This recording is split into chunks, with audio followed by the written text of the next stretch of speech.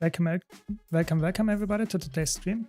We have some nice debates going on today. So really looking forward to talking about the new elite specs, because that's the big thing that we want to debate today. I'm not sure if there's so much of a debate, but more some intrigued discussions and just in general, I don't know, seems like there's a lot of good stuff going on. Welcome, Kamil. Welcome. So there we go. We're in game. Hope you had a good day as well. I'm doing good so far. Yeah. Let's see how this group looks. We don't have a commander. That's always a really bad sign already. So let's see how it goes. I mean, I could command it. Let's guess. Let's see. Let's do it, I guess. Let's do it like this. So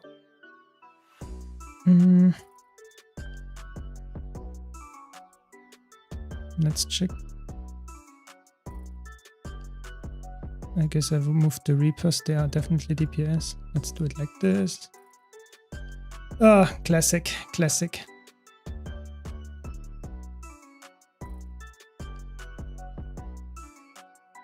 Let's see.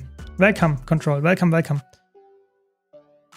So, I mean, what can I say? The new elite specs look amazing. You know, I think they will be breaking the game. I think the balance in all game modes, especially PvE, but in all game modes potentially, is completely crazy after the elite specs came out. And I also have to be honest, I'm expecting somewhat of a big balance patch coming with the expansion as well, or beforehand actually. I think there might be some big changes. I think Chronomancer maybe will get a big rework as well. So I'm really looking forward to that. I have a question about possible build. What is your opinion on dual sword spear for Power Harbinger and PvE? So I think that's a very decent build. The problem with sword is that sword is a ranged weapon, which is not a problem in itself, but it's a good ranged option. But it does less damage than greatsword. It does less damage on Reaper, for example, than dagger even. So sword is a good option, yes, but if you want to get the highest damage number, you would typically go with spear and greatsword, or you would just camp the shroud if you can do that with a dagger. So there are many options how you can play a Reaper. I would say sword is completely fine, but I would not camp sword. I would rather stay on spear for the most part and only swap to the sword if you need a ranged weapon. That is how I would play it. But of course for open world it works perfectly fine. It's actually a really good setup, because then you have some range. Oftentimes that's something that obviously helps a lot in a lot of encounters and stuff. So I would say nothing against this build. Kamil, makes a lot of sense. Guardian looks amazing and Mesmer is just too much for me. So I personally think that actually the Mesmer Elite spec is not that hard to understand. I think it's actually, if you play it, it actually might seem way easier than it actually looks on paper. I actually really think so. It's not too bad. It's some kind of spirit musical instruments that follow you around and stuff. It doesn't look that challenging to play. Yes, on paper it looks a little bit confusing. There's so many things that interact with each other, yes, but I think it's actually not too bad. Really, I don't think so. Next expansion will for sure be elite spec reworks. The elite specs, what can I tell you? Yeah, I think final one you might be right there, but I have to be honest, I really see that we will get a big balance patch coming in September, October. I think it's not confirmed when it exactly will happen. That will change up some stuff quite drastically, because we already know that, for example, Chronomancer, which is one of the best, if not the best support right now, gets some heavy rework. This trait here will be reworked or changed. Now it gives stability on your F4 skill, and this will be removed, and it will now grant stability on the F5 skill, and you get regeneration on the F4 skill.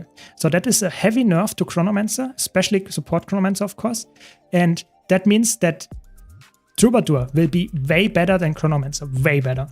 And I think they hinted in the live stream, that the Chronomancer, this will not be the only change that Chronomancer receives. So they will probably have some big rework, maybe some kind of changes to the traits and stuff for Chronomancer and other classes coming before the expansion to make room for the elite specs.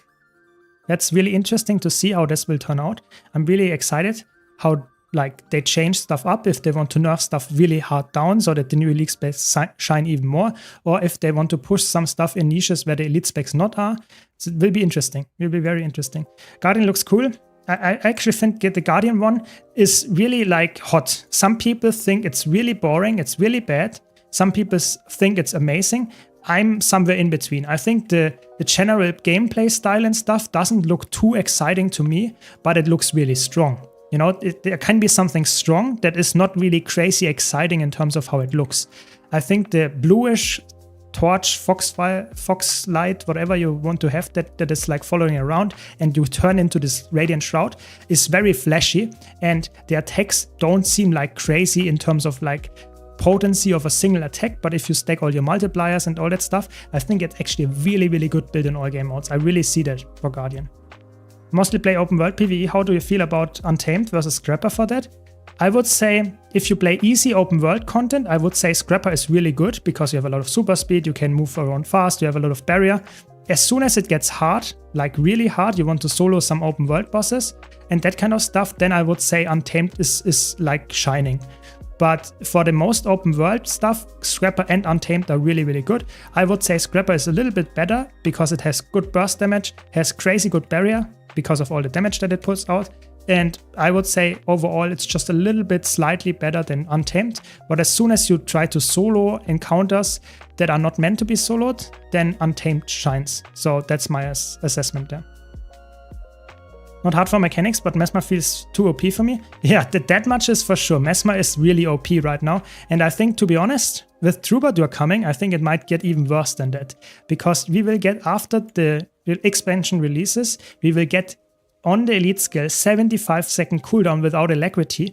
We will get, and please, that's amazing, 2 seconds of invulnerability share. That's like insane. You can give to your subgroup invulnerability. That's like the best support that is in the whole game. Nothing comes even close to that. So I think Mesmer will still be the top support after the balance patch or the expansion hits. I think it will not be Chronomancer anymore, but it will be Troubadour. So I guess that's what we wanted, to have some changes, but I'm not sure if the not Mesmer mains like that. Yeah.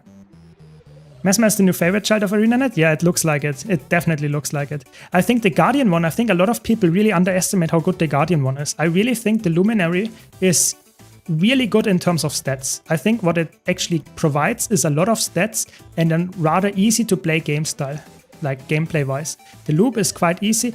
I would say it might not be as broken as the Troubadour, you're right there, but I think it is definitely way more broken than a lot of other specs we have. And it can be so tanky. I think that might be a big menace in competitive modes, how tanky the Luminary can be. I think that will be like the best bunker spec that you ever saw in the last like 2 years or something. And that says something because we currently have a bunker meta in PvP. Yeah. Which open world Mesmer version do you prefer? For open world, it depends. If I want to solo stuff, I probably would go for Chronomancer. But if I want to just get a lot of damage done and just be happy about my life and stuff, then I would go for anything that is like power-based and not condi-based, because you typically in open world, in easy meta events and stuff, power is better than condi, I would say. Yeah, but I think I would play the one that you enjoy. I think I play all of them. In open world, I don't play that much Mesmer because I always play it in instance content. I want to switch things up, so I'm not the biggest open world Mesmer player. But I think Mirage right now is the best one for just general high damage output and stuff. But I don't know, they are all so great. Open world builds, what can I say? They are just insane right now. Me and my friend want to do a Fractals and see how far we can get. What would be a good approach, going for 2 solo PvE builds with high boon uptime? It depends how skilled you are. If you are really skilled, the best combination would be 2 offensive supporters. So you would play some kind of like, let's say, Alacrity Spectre, and you would play, for example, Quickness Catalyst or something. So something like that would be if you are really skilled, you would do something like that and play without a healer or with a Celestial healer or something. What I would recommend if you're not like crazy skilled or you just want to have a breeze, then I would go for 2 Celestial builds that can support each other. So for example, Celestial Tempest would be a great choice, and maybe Celestial Firebrand or something like that. And you have a really, really good combination of just really, really strong attacks that can also support each other. So my recommendation would be something like that if you want to have an easy time. Doesn't mean it will be like the fastest, but it will be quite good, I would say.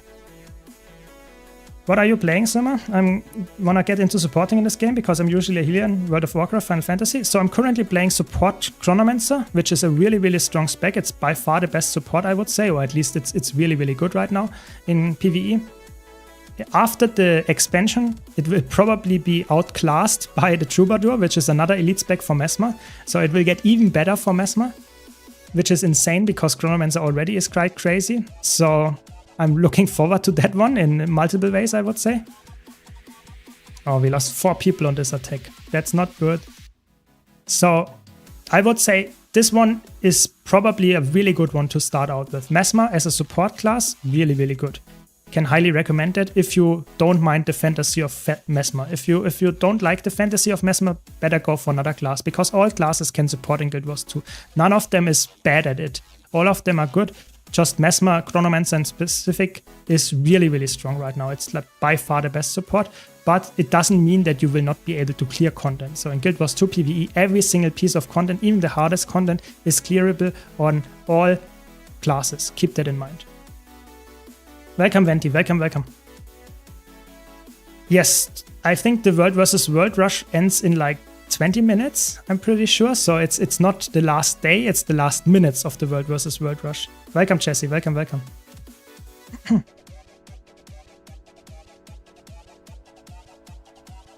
Give me a second.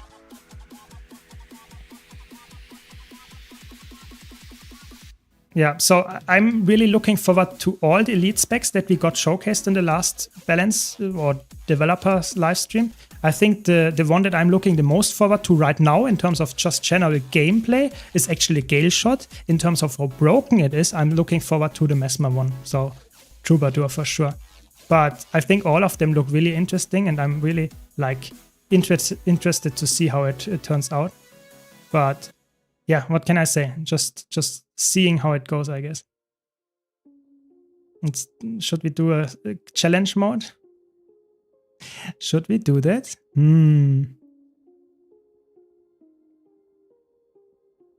I guess we can. Let's go.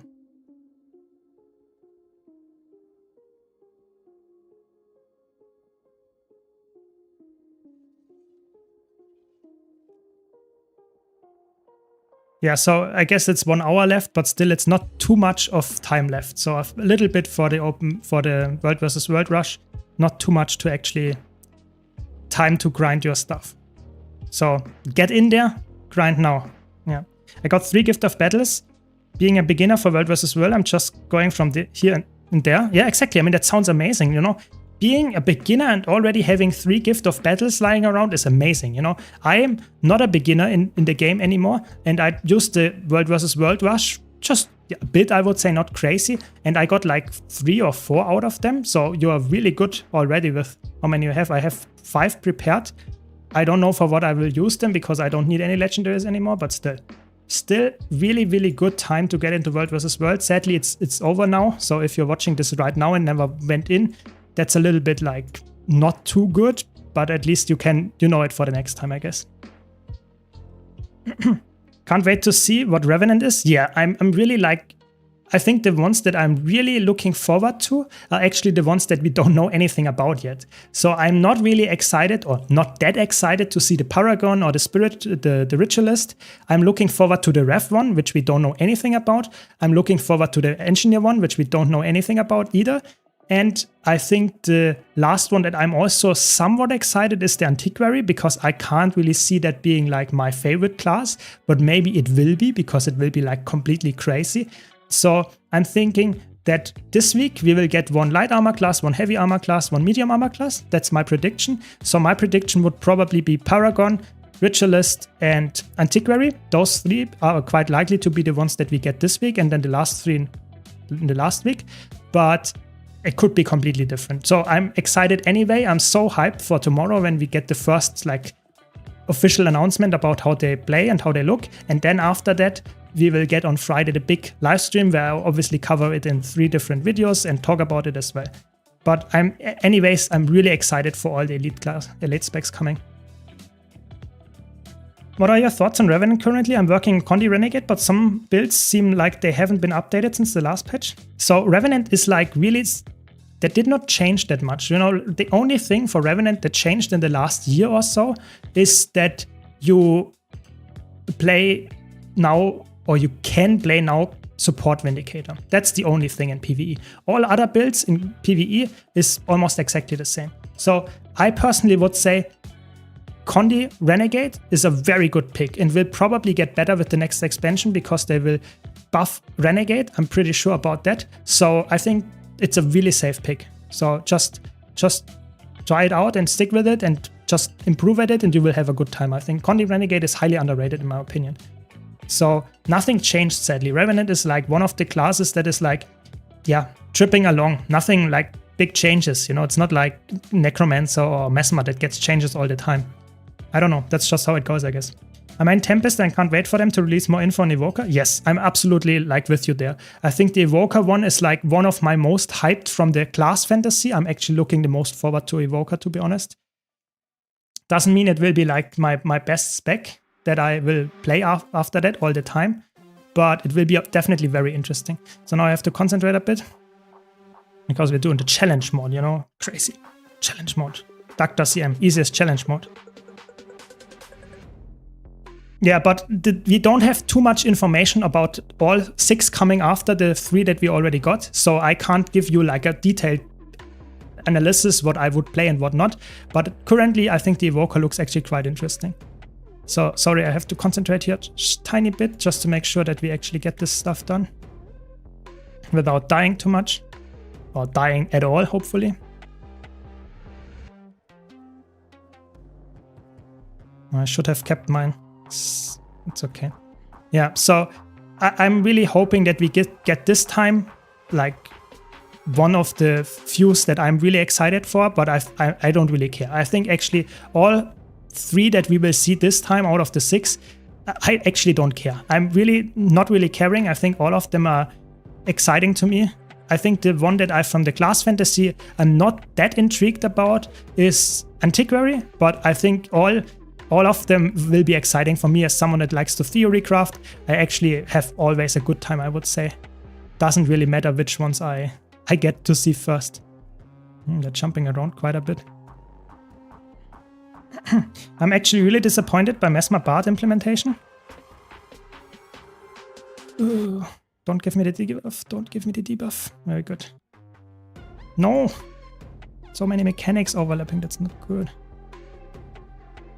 So let's see if someone gets killed by the Feint.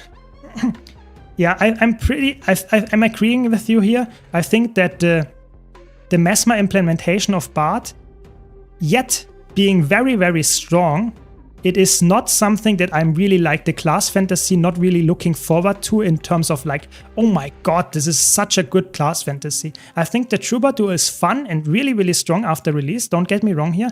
I'm just like, I think Chronomancer, Mirage, even Virtuoso, from a class fantasy, I think are looking way more interesting to me as someone that enjoys playing Mesmer than the Troubadour is. The Troubadour I will play like crazy because it will be absolutely broken when it comes out, but I'm not like 100% sold that this is the class fantasy they should have gone for with Bard, for sure.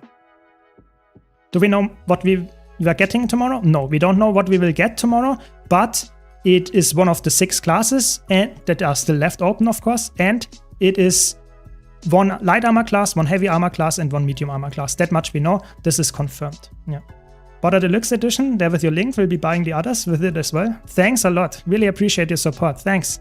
And hope it's worth it for you, because I really hope that the people that actually pre-order are not regretting it. I don't think so. I think the elite specs are something amazing, but I can see why people actually would say, I wait a bit for the expansion until it drops to see if the elite specs are good. I can definitely see that.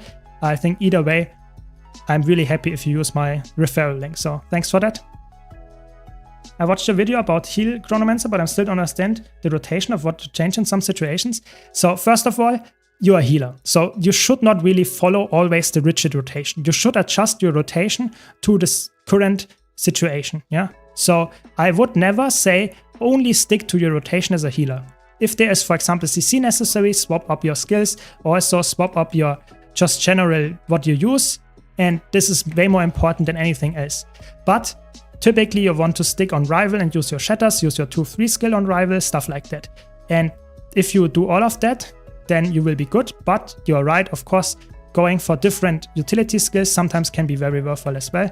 You just have to adjust it depending on the needs of the current situation. So for example, I'm using here quite a bit of CC just to make sure that we get the break bars down of this fight. Even though I'm not a defensive Chronomancer, I'm still Chronomancer, support Chronomancer. I'm offensive support, but still. And that's why I have those 2 utility and elite skill to make sure that my team actually gets the CC down. But if you are full heal, you would go probably for a little bit more heal on this fight, or just make sure that your allies are not dying, maybe get some H's up or something like that. Reflect is good for this attack, for example, but this comes with time. You can't play a healer in Guild Wars 2 and say, oh, I will actually play this build perfect in the first time I try it out. That will not happen. So keep that in mind. You have to understand at some point you will learn how to fight it in a specific any encounter that you want to play, but you will not have it completely correct the first time. You will just get the experience over time, and then you will be good. That comes with time. That's the sad truth here, that you can't get it perfect the first time, even if you have the perfect utility skills because you saw someone actually using it. Doesn't mean you will use it at the right time, so don't stress too much about it. You will learn. That's the thing. And of course, if you have any specific questions to a specific encounter or something, always feel free to ask here. I'm always happy to help. I hope for some upkeep mechanic with possibility of permabuff, like in Vanguard. It seems like Synth Shatters. Yeah, I agree. I think the Shatters mechanics, and that it's not any upkeeps, like maybe on Revenant or something like that. That would be really cool to have your band that you have to upkeep or something. But I think they were quite limited with the core traits, that it's not too bad with the core traits in terms of interactions and stuff and brokenness. Yeah, but I'm also not the biggest fan of the class fantasy of the Troubadour. I'm with you there. And I really hope that the Paragon will buff Warrior, because a lot of Warrior mains are really concerned with how Warrior is in the current state. And I think all the other classes have a little bit easier time currently. So definitely hoping for Warrior buffs as well. Came back after 8 years for some Warrior fix. Yeah. I mean, I really hope that Warrior gets something in the next expansion and that Paragon will be really strong. Hopefully it will also receive some buffs to the other elite specs, because I think Paragon will be very support focused, which is not bad, don't get me wrong. That's what Warrior actually wants, because that's what's completely missing. If all the other elite specs are also getting some buffs. If it's like not getting any buffs, the Warrior elite spec in general, then I'm feeling a little bit sad, because I think Warrior is a really cool class that is currently just overshadowed in almost every niche. Not being like mean or something, I think Warrior can be completely fine in all content, but I think all other classes have a little bit stronger builds in general. And that's always something that is not really healthy for the class. So really looking forward to some balance changes in the future, hopefully in the very soon future. But we will see.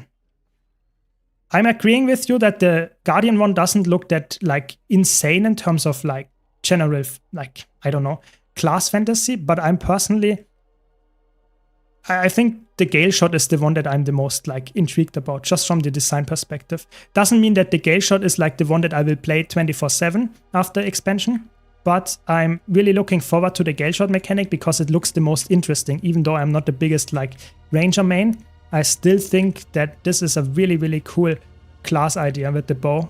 It's probably quite strong as well. Welcome, Matigon. Welcome.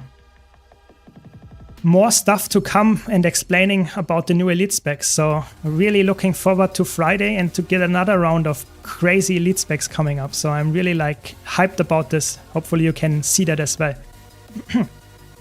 Is that fire only Tempest build still viable? Yes, it is. Like, it got nerfed a little bit in terms of damage output, but it's still very, very good and will probably outperform like most pucks that you encounter in Fractals. So really, really strong build still, yeah. Do we know anything about Warrior new spec? It is just named the Paragon and will probably be some kind of supportive spec. That's like the only thing that we know. But it could be also some crazy DPS spec as well. You know, it could be support and DPS. We have that with, for example, like, what is a good example there? I guess Catalyst, stuff like that. But we will see. Paragon, that's the name. That's the only thing we know about it. So just concentrate here because yeah, this attack happens. I'm going crazy for the Troubadour. I'm loving what they did. The crescendo looks amazing. I think personally, I can totally understand that. I'm just thinking that the class fantasy of Mesmer was always something for me that is a little bit like, oh, I want to have something that is like illusionary and like focusing on stuff that is like, how can I say, not always too like, I don't know, necessarily spammy. You have to use some stuff that is like, concentrate on that stuff. And I really think that, for example, upkeeping Alacrity is just using your F4 of cooldown. Feels a little bit boring to me, but I can see why they did that, because Chronomancer is already a class that is somewhat like hard to understand to actually master perfectly, and Mirage is the same, and making something like the Troubadour a little bit more straightforward in terms of play, not in terms of build crafting. So I personally think it's actually, I don't know, it seems reasonable. There we go. Let's go. Let's go, let's go, let's go. So please, GG, please. There's always, nice, we did it. There's always someone that is actually not GGing in the last second. Welcome, Snowdrop, welcome, welcome. Let's go in. But the problem now is the people don't have patience to teach about raids. If I make any mistakes in raids, I got kicked. Is that the case? I mean, maybe join a Discord server, find a friendly guild, find friendly people. I think getting into raids is not a bad thing. It's actually, I think it's actually quite easy nowadays with the power creep to actually do it. I think you're right that if you go in pucks and they expect perfect execution because you have like, I don't know, 250 LI, that might be not the case. But if you go in a training group and you slowly learn a specific build in a training environment, I think that's completely fine. And I think that is even better to do right now because we will get the raids and strike mission merging in the next expansion. So there will be a big influx of players, in my opinion, hopefully, to raids because of that, and probably also get some legendaries attached to it. So probably a really good time to get into raids right now. So I would not give up. Just find a friendly community, maybe on Discord. I can recommend RTI or some other Discord servers, depending on what you want to get done. I think it's actually quite good to get into raids right now. Welcome time, welcome. Since all three warrior specs are DPS, probably support. Yeah, I think so too. But if you look, for example, at the Gale Shot, and if you look at the Luminary, they are both specs that I would say seem at first glance to be selfish, you know, especially the Gale Shot, yeah. But even there, they put in some support elements so that you can play, for example, quickness DPS, yeah. So that is in there. You can upkeep quickness permanently on the Gale Shot on your party. So I personally actually think that every single elite spec will be either support and DPS or will be offensive support and DPS. I don't really see that there will be one elite spec coming that is only DPS or that is only support that you can't play in any other circumstance. So I'm really thinking that the Paragon, while mainly focused towards full support heal warrior, is also able to play as an offensive support, maybe even a full DPS. I really think this is quite likely because, for example, look at Troubadour. Troubadour is a full support, can be played as Alacrity DPS as well, and in my opinion can also be played as a full DPS. It might not be the best full DPS that you can play, but it's definitely worthwhile playing, I think. So I actually think that's the general design philosophy. So yes, I agree, Paragon will probably be a support, yes, but not only, not exclusively. Let's hope not. Elite specs like Bladezone, very niche, and even now after many years, how many play it? I'm hoping Paragon and good. Yeah, I think Paragon will probably be really, really strong. I'm looking for, like, I actually expect it to be somewhat close to the Troubadour in terms of crazy support. I don't know what exactly it will be, but I think it will be probably similar in brokenness. So that you maybe, I don't know, make some unique buff maybe. I really don't know what it will be, but I can really see that it has crazy output in terms of boons, crazy output in terms of cleanses and healing, or maybe it just makes someone else again as well invulnerable for some time. I could see that as well. I think it's like, I really think they will go way over the top with how the power creep of the new elite specs looks like. If you just look at Troubadour And the Gale Shot also, what the Gale Shot also can do at full range, while also like having the same weapons as the normal like Soul Beast or Untamed, looks quite good, I would say. Yeah. Is Staff on Heal Tempest viable? Yes. You can play Staff, but I would recommend if you want to play Staff on a healing Elementalist, I would go for, how's it called? Catalyst. Healing Catalyst. Quickness Heal Catalyst, because their Staff is really good in the kit, whereas on Tempest it is decent, but in most circumstances you would rather have Dagger Warhorn or Scepter Warhorn even, because Warhorn is really good with Tempest kit, whereas Staff is really good in Catalyst kit in the kit. So it's really like they are fitting very well together. Don't get me wrong, Staff Tempest is completely fine, especially in competitive modes, but in PvE, I would say Warhorn is just a slightly better weapon for that. I like the Troubadour design a lot. I'm so happy to see that the instruments are not kits. Yeah, I think that was like something that was probably too much in terms of their just general resources. I think that is like something that they said, okay, we can't do 5 kits for one new class. That is too much for our time that we put into one class. But I'm actually neutral. I think they did a good job with the gameplay. I'm just not the biggest fan of the general design of it. I think it's not my favorite Mesmer Elite spec, but I think I will probably play it all the time because Troubadour looks absolutely broken PvE and on all game modes actually as a support. So really looking forward to my Troubadour jail, I guess. Yeah. Welcome, Gikaman. You think Runecrafter is worth it? Yes.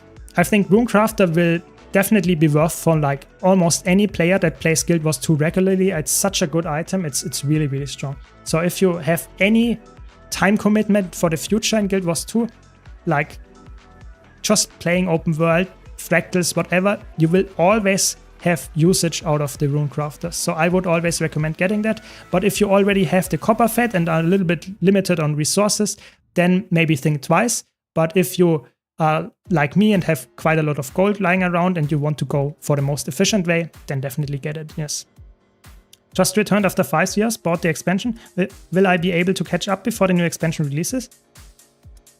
So it depends how much you play. I can't tell you just from this fact, but I would say there is not crazy amount of content in the game with each expansion, especially the last 2. So I would actually say you can easily catch up if you play a decent amount.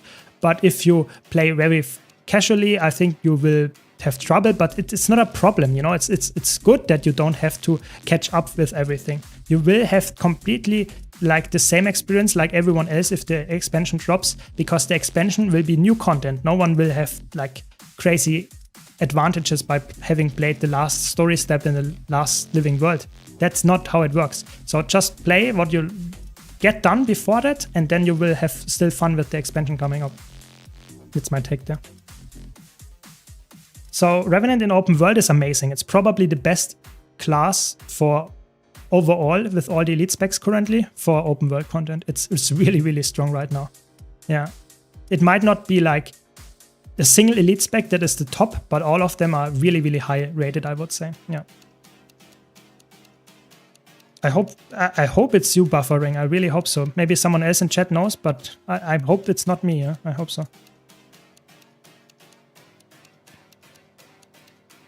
Yeah, Vindicator is amazing, Herald is amazing, even Renegade is really good if you have I don't know, if you want to play something aggressive. Renegade is my favorite pick there. If you want to be really tanky, play Vindicator, and if you want to be somewhat like safe and just very easy, then you would probably go with Herald. There are so many options. Revenant in open world is amazing. It's really, really good. I also have a build guide coming up on my YouTube channel about Herald, so be sure to check that out as well if you haven't.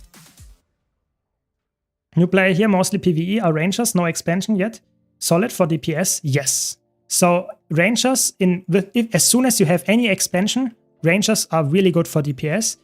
With the core class, like all core classes, I would not recommend playing like in crazy tryhard groups, because core classes are not meant to be played with the current model as full DPS or as any like end games content. You would not recommend going for a core class. So getting any expansion in the future is definitely helping you, and then you have a really good time with the Ranger as DPS specs. It's really good right now, yeah. Would be playing about 3-5 hours a day. I mean, then you will easily, in my opinion, get with the main stuff done and will have fun and get the stuff that you need to get done or you should get done before the expansion. You will probably really achieve, yeah. So there are still, let's check, there are still 91 days until the expansion comes out. So there is still quite a bit of time. I think you will get through with that for sure. It depends, of course, what you want to get done. If you want to get all the achievements, that might be a little bit harder. But if you just want to get through the story and go through the maps, that will be doable for sure. I tried some of your specs that you said about being super self-sustaining. A good question about a class that would use a greatsword. Is there any good one with self-sustain? So you could play, for example, Reaper with greatsword, Power Reaper. That's a good choice. But it depends a bit if you want to play solo in a group. Because greatsword is a weapon that works decently well on Guardian, on Vindicator, on Mesmer, but typically you would play those in a group. As soon as you go solo, greatsword is surprisingly not the best weapon, except on probably Reaper. So it depends a bit what you want to play with. Yeah. Okay, that's not good. That's not good. Yeah, I don't know. I don't know how to fix it. There's something with my internet broken. Just German internet, I guess, at this point. So if it's getting too bad, please let me know. So I can double check again, but right now I don't know how to fix it anyway. So there's that, I guess.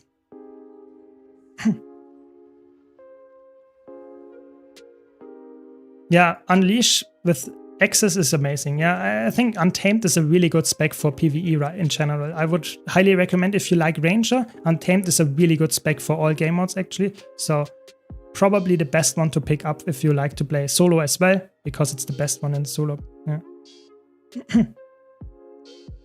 But I think like I mentioned in every stream, there is no class in any game mode actually that I would not recommend to play. So all classes have a really good place in the meta right now, really good place in the future probably.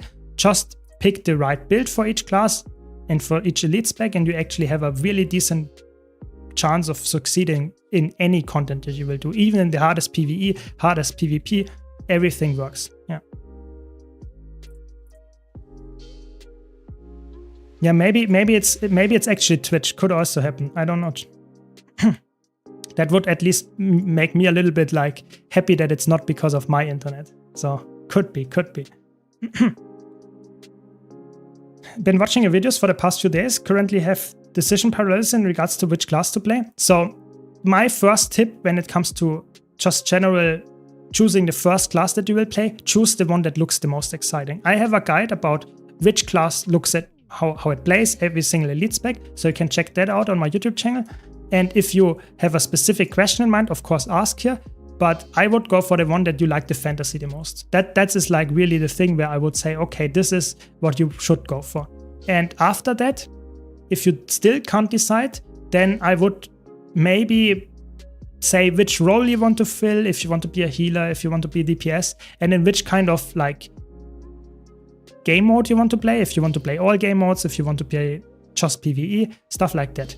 But like I said, I think you should choose one, play it, that you think looks exciting to you. And if you then after a while think, oh, this is maybe not for me, then you can still switch. Guild Wars 2 is very friendly to old characters. So you just have to at some point commit to one class and you will get to level 80 and then you can easily swap to another class after that as well. You know, I have 70 characters, so I know what I'm talking about. Yeah, exactly. Yeah, it could actually be, you know, could be on Twitch side then. That's somewhat like reassuring, I guess, for me at least.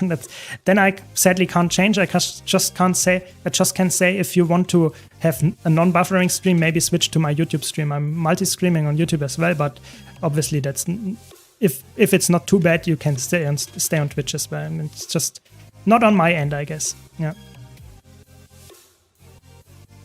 I was playing a lot of Bladestorm before maining Reaper, and it's surprisingly tanky. Yeah, I think there's especially like Warrior and a lot of classes that you nowadays can play with full aggressive gear like Berserk or full Viper gear, like Mechanist, like Bladezone, all of those classes, they are really, really good in full aggressive gear, and you will have such an easy time in open world. So I would highly recommend just go for a class that you enjoy, and you will actually, in the end, probably have a really fun experience anyway. It doesn't matter which kind of class you picked. You should never say, oh, this content creator said this class is absolutely broken right now, only play this one.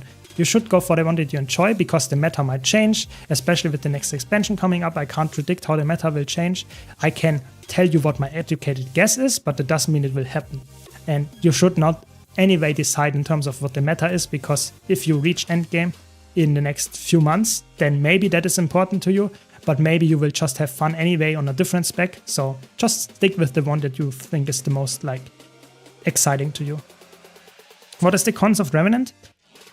I think Revenant is the class that is the least flexible in terms of utility skills, because you are always locked into your legend. So if you want to have a healing legend, you have to go with Ventari. If you want to go for a stability legend, you have to go for Chalice. And not all of those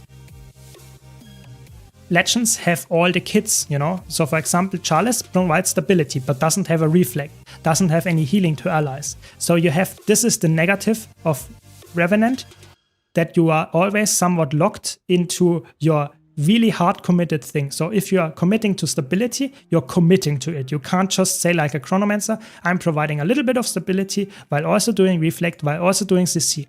That is not easy on Revenant to do so, but it's still doable. Don't get me wrong, Revenant is still a very good class to play, but it is not the most flexible. So that is probably the biggest con in PvE. So Guardian would be cool, but it's like Dragon Hunter or Willbender with Greatsword, worth it? I would say Greatsword for Willbender is really good, for Dragon Hunter is also really good, but both of them shine in a group scenario. In a solo scenario, I would probably go... I think both of them are okay, but they're not crazy, you know? They are not like insane, because typically Guardian is like either you play Condi or you play a group build with a power DPS. So I think probably I would go for Power Willbender. It's a really fun class. I really enjoy playing it in groups. But I would not do like crazy solo open world bounties with it. That's probably not good enough for that. And Dragon Hunter is really good in like Fractals, for example, because it has amazing burst. So there are many like builds for Guardian that are really strong. Guardian was the favorite child in the last for, let's say, 3 years ago, Guardian was the favorite child of ArenaNet. It shifted a little bit now to Mesmer, but I think the Luminary coming up will probably also be really good. People don't get it yet, most of them, but I think it's a really, really good spec. I really think so. So Revenant has legends, so that means that you have to always switch, so to say, not only your weapon, but also have a second weapon swap, so to say. And the second weapon swap is switching your legends from, for example, Clint to Shiro or something like that. And this is not necessarily really complicated, but it's another layer on top of the normal weapon swap. So it might not be the easiest class to get into, but it's definitely worth it, even though it is not as flexible as, for example, a Mesmer. But that doesn't matter in most content, so just go for it if you enjoy the class fantasy. That's my tip there. I think I've narrowed down it to Reaper or Mesmer, possibly Guardian. I did get Elementalist to 80, but trying to focus on Weaver rotation while also learning the game was too much, so I want a class that I can experience a bit of everything on. Yeah, I would go for Reaper. If you want my honest opinion, I think Reaper is extremely strong in all game modes. It's a safe class, it's a strong class, it does a lot of damage. It's just really, it's so good. Reaper is really, really strong right now, so probably would go with that one. Yeah. I mean, the thing is, YouTube is, in my opinion, very nice to watch on like my stream. I just checked. I think YouTube stream is really nice to do. But the problem is the chat is like obviously not as advanced as the Twitch chat. So I really hope that they will improve on that, because then I can also get some more functionality there and also like have some more interaction with the YouTube chat, because now it's just I'm writing or I'm reading the YouTube chat and I can't like show it on the Twitch stream. Stuff like that is really annoying. So because of Twitch like regulations. So there are some disadvantages, of course. It's just sad for me as a streamer that like there is not a real perfect platform to stream on. So I guess you have to find the one that's actually the best one. Thanks, me standby. Really appreciate the sub. Really nice. Thanks for the prime. Hope you enjoyed the stream. Yeah, but it's like, I try my best. So if you have any feedback, any constructive criticism, how I can improve my stream, my YouTube videos, whatever, let me know. But if it's, of course, like some kind of basic features of YouTube and Twitch, I obviously can't change that as a single creator. But let me know anyway. I guess maybe I can find some workaround. Yeah, exactly. Luminary will be extremely tanky. I think this will be the spec that is perfect if you want to play a tanky build in PvE, or if you just want to annoy your enemies in competitive modes. It's really, really strong, I would say, in terms of defenses. It might not be the best healer. I think Firebrand is better for that. But I think it is a really, really strong tanky class, and I think it also does surprising amounts of damage in all game modes. So actually, that's my prediction. Nice, hype train. Thanks, really nice. Thanks, Magic Mark. Really appreciate it. Thanks for your support. So let's go, hype. Not only for this stream, but also for the expansion and the new elite specs that we will see the first look tomorrow. Really looking forward to that. So really nice. Yeah. So especially with the relic that removes 2 conditional stances. Yeah, I was thinking about that. You know, that's something that is not mentioned on the stream, on the balanced dev stream, but there are some relics that interact with the new class utility skills. So the tails, obviously, on Troubadour are new utility skill class, but the stances on Luminary are actually not new. So you can actually have the Barbanivos relic, I think it's called, that you actually remove 2 Condi glances that you remove 2 condis when you use a stance skill, and you have actually very short cooldowns on the stances, so that looks really amazing. Like, I think that will be a really, really good class to play if you want to play like bunkery, side noding, or any competitive mode, or even if you want to play a solo build in PvE. I think that looks really, really strong. I really think so. I think Luminary is highly underestimated. Thanks, Time. Really appreciate it. Thanks for the cheer. Nice. Very good. Hype train is going, and notice it. Really nice. Really appreciate the support. Thanks a lot.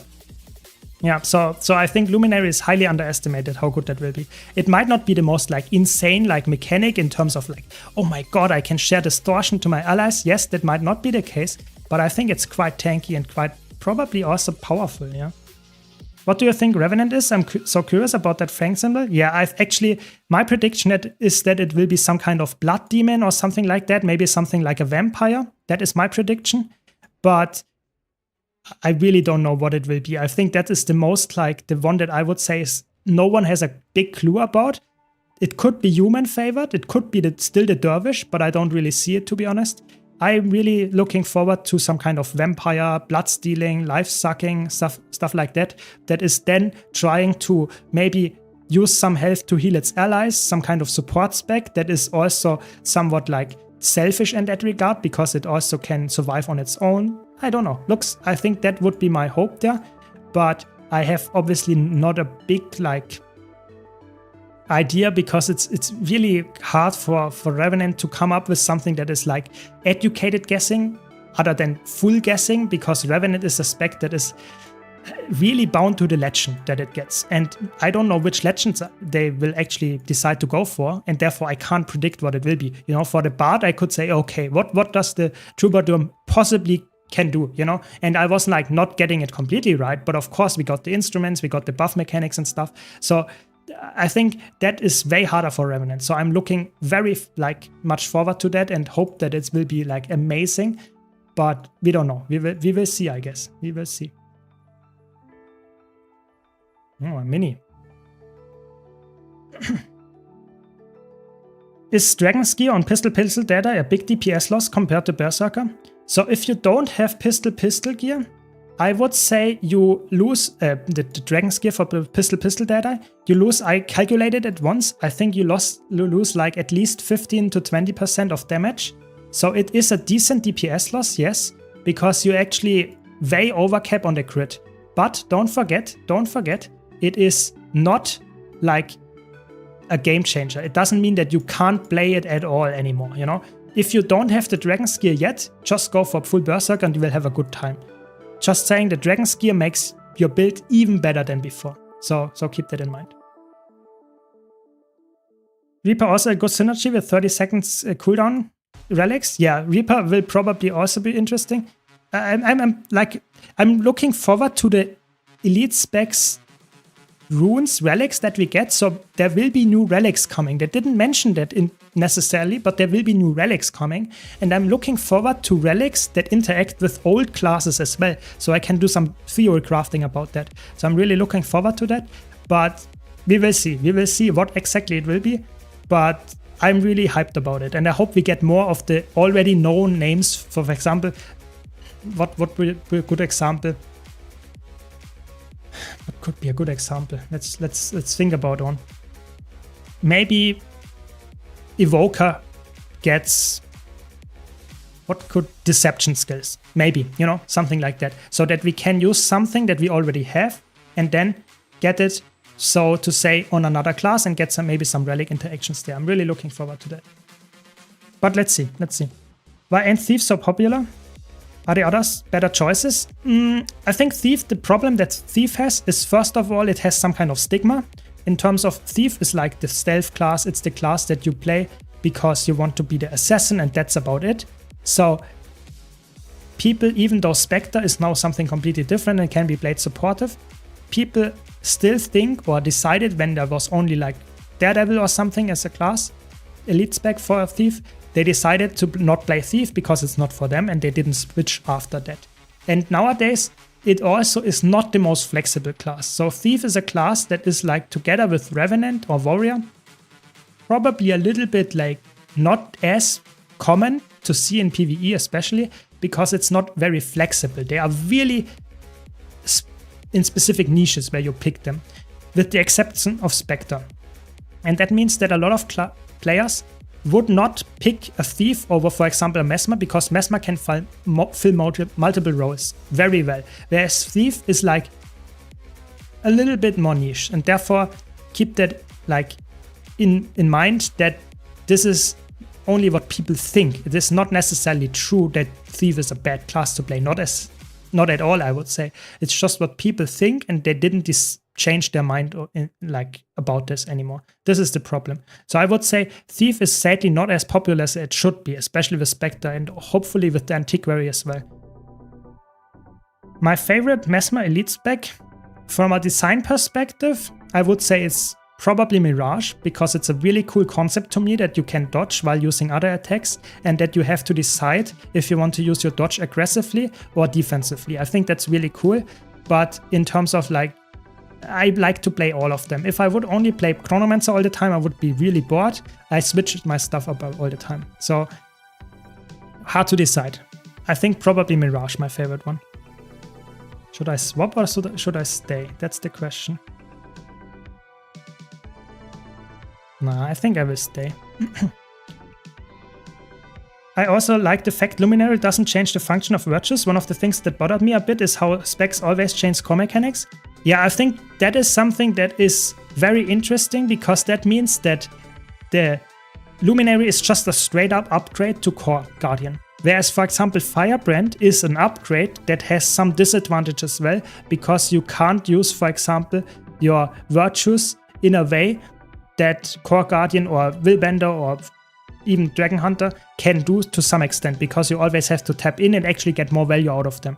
But I would say they fixed it nowadays, because it's instant cast to go into the storms and you don't even have to have any pages. So I think I'm actually with you there. I think the Luminary having the core virtues and just something on top of that, like Holosmith with the Holoforge, is a big plus for new players to get into the class, but also in terms of general design decisions, because that leaves way more space for the Luminary to be good, because it has something on top of the core mechanics, which are already quite good on Guardian. So I'm definitely with you there.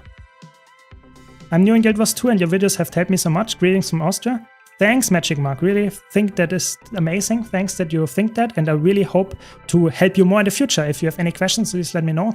I'm always appreciating to see what people have for concerns and stuff, and hopefully I can help them. And also sometimes I will try to make videos, that's the thing about my YouTube channel. Yeah, Revenant can be technically anything, exactly. Revenant is you can conjure anything that is like a legend to some extent. We summoned Glint, we summoned Chiro. could be anything at this point. We could at this point also channel, for example, Oreen. I don't know, could be happening. I don't really see it, to be honest, but why not, you know? Revenant is really weird in that case. Let's get Kralk as legend. I know it's not happening, but that would be spectacular. That would be the case for sure.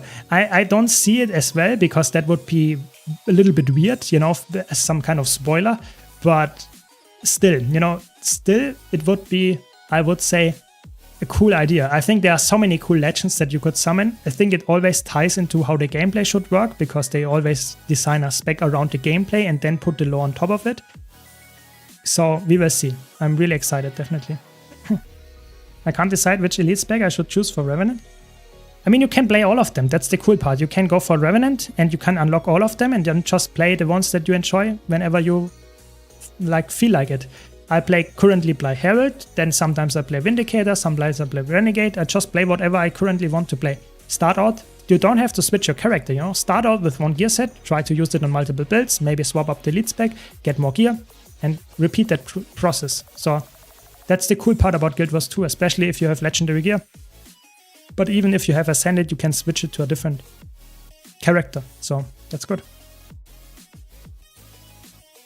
I know it's about perception and what everyone likes to play, but if you had to pick 3 the most worth it specs to play and delete all others, which one would they be?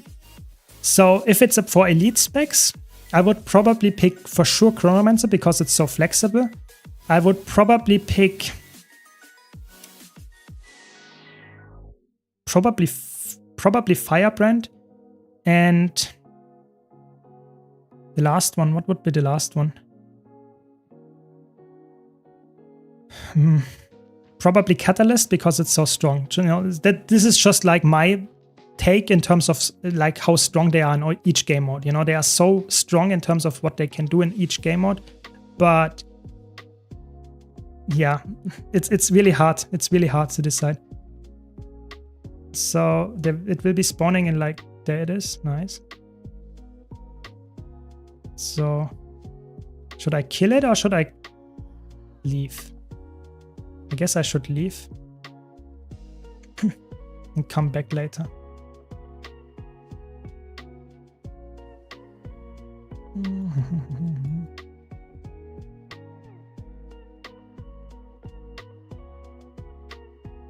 Anyone got time for the blog post? So I'm not sure when the blog post will happen tomorrow. Probably at the late afternoon my time, something like that, when we get the blog post. But I have to be honest, I actually, Rocket Dog, I'm not completely sure. I'm not sure. Maybe it was...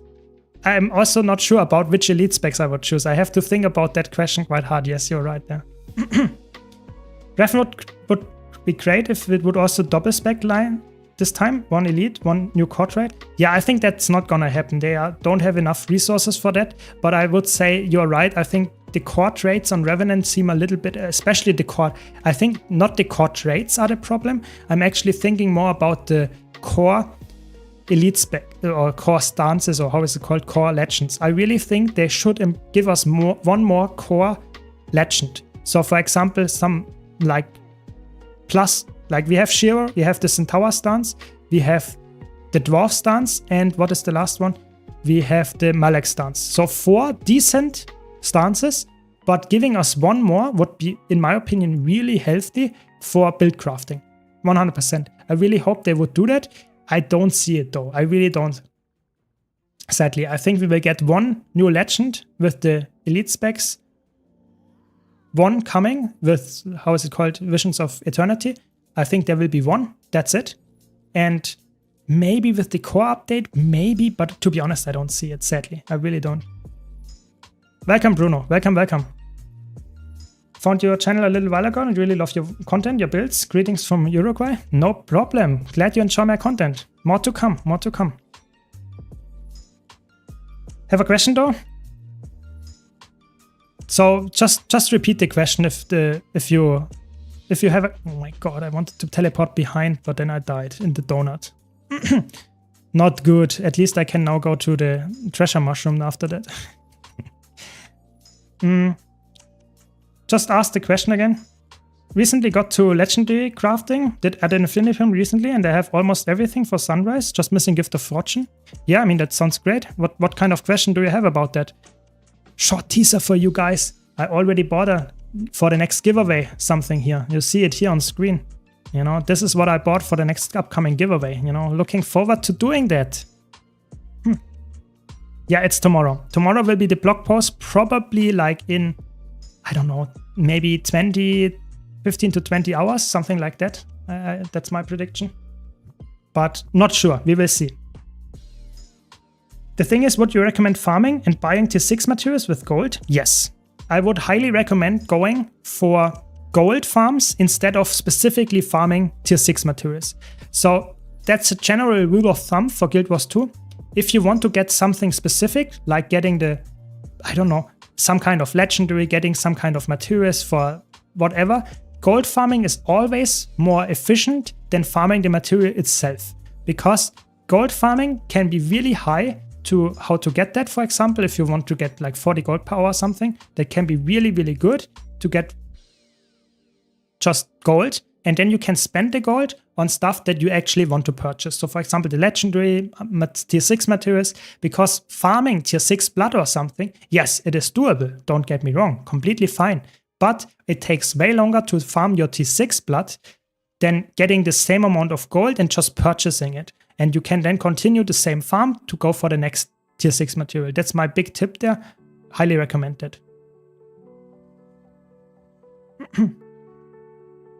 And I would say you should always try to go for farms that you can double dip in. That's a general rule of thumb for all games in general. But in Guild Wars 2, it's also the case that, for example, if you need karma and you need gold, you should go, for example, for a farm where you complete a lot of events and get a lot of karma. Because then you can double dip in your time. You would not go, for example, for a gold farm that has like 1 gold per hour more than a farm where you get karma as well. So keep that in mind, stuff like that. Always try to be efficient about your time usage. And if you, for example, can play 1 hour per day, you get way more gold than if you would play 8 hours on one day and then the next 6 days you wouldn't play. So keep that in mind as well. There are some really important tips about farming gold in Guild Wars 2. I have a lot of videos about it on my YouTube channel, but in general, it's just time commitment. That's what gold farming in Guild Wars 2 is. What add-on do you use to make your mouse cursor look like that? This is called the Blish HUD. This is a legal add-on, and in there I have the mouse cursor add-on, and this makes this one looking like my mouse here. So I can see my mouse even if I press my mouse buttons and my camera movement, so I can never lose it. That's the important part. I've found 2 builds for Open World Reaver. One is Greatsword, Sword, Sword. The other is Greatsword, Dagger, Sword. What do you suggest? I would go for Greatsword, Sword, Sword, because with that you also have a ranged option. If you go for Dagger Sword, you don't have any ranged option, and that's not good in my opinion. In Open World, sometimes you want to have some range, so I would go for probably Greatsword, Sword, Sword. That sounds like a really good one, I would say. But obviously it depends a bit on your playstyle. So for example, if you don't have Soto access, of course you can't use the swords. If you like to play the dagger, go for the dagger. You know, it doesn't need to be the sword. But I'm just saying sometimes you need some ranged access, and sword actually gives you that. That's my tip there.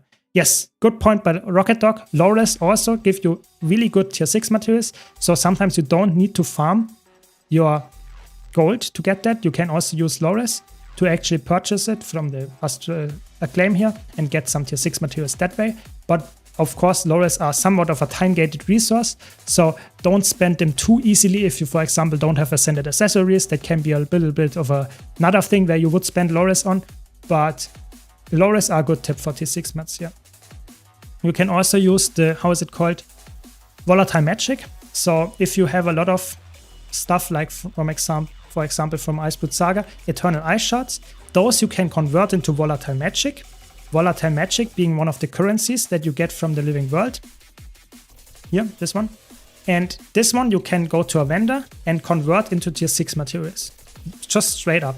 So this can be also a very valid way to get tier 6 materials, but of course this again revolves around farming, and typically you can farm gold this way as well. So it's always about min-maxing. I'm a returning player. I quit after Heart of Thorns. What should be the first thing I focus on? Mounts and elite specs? Yes. So I would go for 1 mount and at the same time leveling your class's elite specs. Yes, that would be my first go-to thing. And then if you found one elite spec that you enjoy playing, I would go for that one and try to get the build for it set up so that you get the correct gear, get the correct traits and stuff, and try to just understand how the build works. And then you can slowly get all mounts, get all just elite specs that you need for the class. That's what I would recommend doing. Yeah. And then all masteries for PvE if you want to have the best time, but it's not necessary, of course. Just try to have fun and try to enjoy what you, so to say, missed. Yeah. When I need gold, I farm the blood-soaked centaurs in Lake Doric. Yeah, that is a good place to farm gold as well. There are so many places to farm gold in Guild Wars 2. And almost everything in PvE that is not role-playing will give you gold. And even role-playing can give you gold if you get some donations there. So yeah, it's just like Guild Wars 2 is designed around giving you gold in terms of materials that you can sell and then getting gold. That's typically how PvE works, with the exception of fractals. I've also done Dragonfall since they have tier 6 exchange. Exactly. That's the same thing for the Eternal Ice Shards and the Volatile Magic. So you can also farm Icebrood Saga strike missions, for example, or Biora Marches and stuff, and get Eternal Ice Shards, which you then can convert into Volatile Magic, and this you can convert into gold, or tier 6 materials rather. Yeah. Wanted a suggestion from someone with experience? No problem. Always happy to help. You get from alt parking? Exactly. That's what I always recommend. If you have some characters that you don't play, just put them at some kind of jumping puzzle or at the Biora Marches Eternal Ice chests, and then you get some passive income each day for like 30 seconds, not even of the like time spent. So that can help a lot as well. Herald Mace X Spear is good enough for instant content PvE? Yes, very much so. The shortbow is not required. Shortbow and Spear are very close what they do. They both have CC, but they both have damage. They both have some kind of ranged in there. It is really up to you. If you don't have the Spear, or if you don't like it, or if you don't like the shortbow, if you don't have the shortbow, whatever, it doesn't matter. Mace X on one hand, and the other weapon set, either Spear or shortbow, is perfectly fine. Perfectly fine.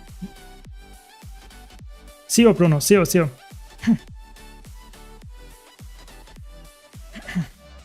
Yeah, but it's always like, if you understand what a specific weapon does, and for example, if you have a very similar weapon, for example, on Guardian, Spear and Greatsword are very similar in what they play. So for example, if you play a Greatsword, Sword, Focus, Willbender, you could easily replace the Greatsword with a Spear. Yes, you might lose some damage and other utility, or you get some other utility, but if you understand what the weapon wants to do, and you have a very close other weapon, you can easily exchange them. You don't always have to go for the weapon that the perfect meta build goes for, if the weapon fills a similar role. So this is, nowadays we have so many weapons. On some classes we have a lot of them, on some other classes like Elementalist, Engineer, we don't have that many yet. But if you look at Guardian, Ranger, Necromancer, Mesmer, you have so many different weapons that fill a very similar role that you can easily exchange them in the most circumstances. Yes, you might lose a bit percentage of damage, sometimes because there are some that are better, some that are worse. But if you like a specific playstyle more, just go for it, you know? If you still fill the same role, this is what Guild Wars 2 is all about. Trying out different builds, having fun, trying new things, while also like just enjoying the build, what you want to play. That's really important. Yeah, it's not, I don't know about that. I just have heard that, and someone in chat mentioned that you can actually make gold with roleplay. I'm not sure, I never did that, so I have no clue. But I guess some people know that. Yeah.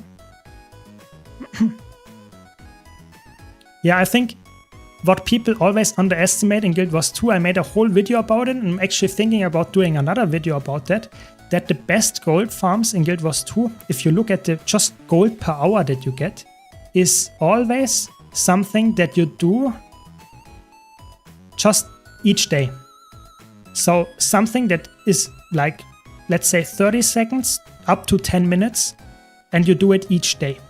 Because the amount of gold you get from that doesn't seem like that much, but the amount of time you spend is so minuscule that you actually, if you sum it up, it would be insane amount of gold per hour, so to say. So if you do like a specific routine, like let's say 20 minutes each day, you get so much gold per hour, so to say, for those 20 minutes that it's actually very much worth it to just log in every day, do those 20 minutes of farm, like alt character parking, just logging in, doing your Wizard's Vault and stuff, and you get so much value from those 20 minutes that sometimes it's even worse if you don't have enough time to log in for more than like 20 minutes. This is enough to actually play the game and get a legendary each month or something. It's crazy. It's really, really good. You just have to do that consistently and you will get decent gold per hour. So highly recommend like getting yourself this attitude of saying, okay, I log in and get my gold that way. Of course, I can understand this is some kind of FOMO if you have that and if you would say, oh, I don't enjoy the game anymore, I just want to log in for the gold. That's not healthy, but if you play the game anyway, don't miss a login. That's my only point here. Yeah, I'm always... Exactly. Yeah, exactly. Echo Vault chests, you can deploy March's chest. There are many jumping puzzle chests that you can also pack your characters that are worthwhile. So really important that you understand how to make that work, especially if you have storage characters or characters that you don't use that regularly. I play Firebrand since I started on 2022 because I choose my class by theme, aesthetic, beauty skills, and I think it's time to change. Mace skills on Revenant are so cool. I mean, Revenant is a good class, so if you enjoy going for Revenant, sure, go for it. I mean, I would say Revenant is very flexible. I'm not joking, all Revenant Elite specs can play the Mace. The Mace is a very, very good Condi weapon, and all Elite specs can play the Mace. It's just that if you enjoy the Mace and the look of it and the class design, go for it, you will have fun. I think in Guild Wars 2, one mistake a lot of players make is saying, I chose this class, I will stick to this class until the end of time. No, one of the biggest things in Guild Wars 2 is trying out new classes and new gameplay, because you will enjoy old content again that you did 100 times on your Guardian already, for example, because you go for a different class in a different gameplay loop and you will have a lot of fun. So I can highly recommend it. Just really highly recommend it. Yeah. I have 2,500 stack size in my bank for mats. After that, I just instantly sell a lot of materials. I get over that and I make like 20 to 30 gold passively doing that. Yeah, I think that's really important to empty your mat storage, especially if there are some dumping events happening like next week coming up. I think is the, what's it called, Festival of the Four Winds. So where we can sell a lot of materials on the trading post for way more gold than the rest of the year, because there are those loot boxes where you can gamble and possibly get a check infusion out of that. So good time to sell your stuff. Happy to hear that, Huck. Happy to hear that. More coming, more coming. Don't instant sell. Good point by Echo Fox. So if you want to sell something, always go and sell the stuff for the sell listing. This is really important. I want to mention this here. If you want to sell stuff, even something as cheap as this item here, never instant sell. Always go to the sell listing and go down 1 copper. Not more, just 1 copper and list it there. Yes, you might say, oh, that's a lot of effort. But if you do that consistently and with a full stack of an item, you actually don't waste that much time doing that. You get consistently more gold. And if you do that very patiently every single time you sell anything, you get more gold out of that. That's a big tip that I can give you. Never instant sell, only instant sell if the difference between those items is 1 copper. This is my big tip. Just do it. Impatient in Guild Wars 2 means you lose money. This is just the fact. So just don't do it. Be patient. Be patient. I mean, you can make more playing the market, but I don't really care that much unless, I mean, everyone should play the game as they enjoy the game. If you enjoy playing the game and selling your materials without caring too much about the market volatility, sure, just sell the stuff. If you enjoy going for different market trends and stuff and investing, sure, go for that. Guild Wars 2, there are so many ways to make gold. You just have to stick to one and the one that you enjoy the most, because in the end, if you do something for 10 hours instead of 1 because you enjoy it, you get more out of it, even if the gold amount per hour is a little bit lower than the one that you would only do for 1 hour. Because burning out is always the first thing that you will lose money on. If you burn out from a gold farm, that's the thing that you will lose money on. Not because of the slightly lower gold per hour. So if you enjoy fishing, go for fishing. If you enjoy for fractal farming, go for fractal farming. There are so many different ways to make gold in Guild Wars 2. You just have to find the one that you enjoy actually. That's my big tip. You can see I'm doing meta events right now. This is also a decent gold farm. Especially if you're lucky and find an infusion or something. So it's always about min-maxing what you actually enjoy. Yeah, exactly. Undercut by 1 copper. It doesn't, you don't have to be like a noble person, Sometimes it's the most important part to actually just say, no, I want to get the most amount of money using 1 copper's undercutting strategy. That helps, in my opinion, the most to make the most amount of money, because it will sell. There are almost no items that I have ever put on the trading post that did not sell ever. Yes, you might be undercut at some point. You have to relist it. Yes, that happens. But it's better than losing consistent money on being impatient on instant selling. Really important. It's amazing. Good one, Jakob. I even worked on raid armor just to help with building my Revenant. It is a fun path I chose. Yeah, I think in general, just playing on different characters while also trying to go for legendaries is amazing, because legendaries enable you to try different builds while also giving you a different gameplay loop. For example, going for the raid armor means that you invest time into getting better into raids. That's really cool. Then when you get that, you might go for a legendary trinket like the back piece or something, and you invest time into fractals, or you invest time into the Aurochs farm. So there's many ways to actually interact and get more cool stuff to go for. But Guild Wars 2 is a sandbox game. A lot of people struggle with it when they reach level 80 to decide, what should I do now? I reached level 80, there is no gear grind, I have the perfect gear already. So this is what I would always recommend. Find something to do. Choose the sandbox theme park MMO style, what you want to actually do. If you enjoy instance content, go for raids, strikes, fractals. If you enjoy an open world, go for open world metas. If you enjoy PvP, go for PvP. There are so many different things you can go into Guild Wars 2. This is the important part.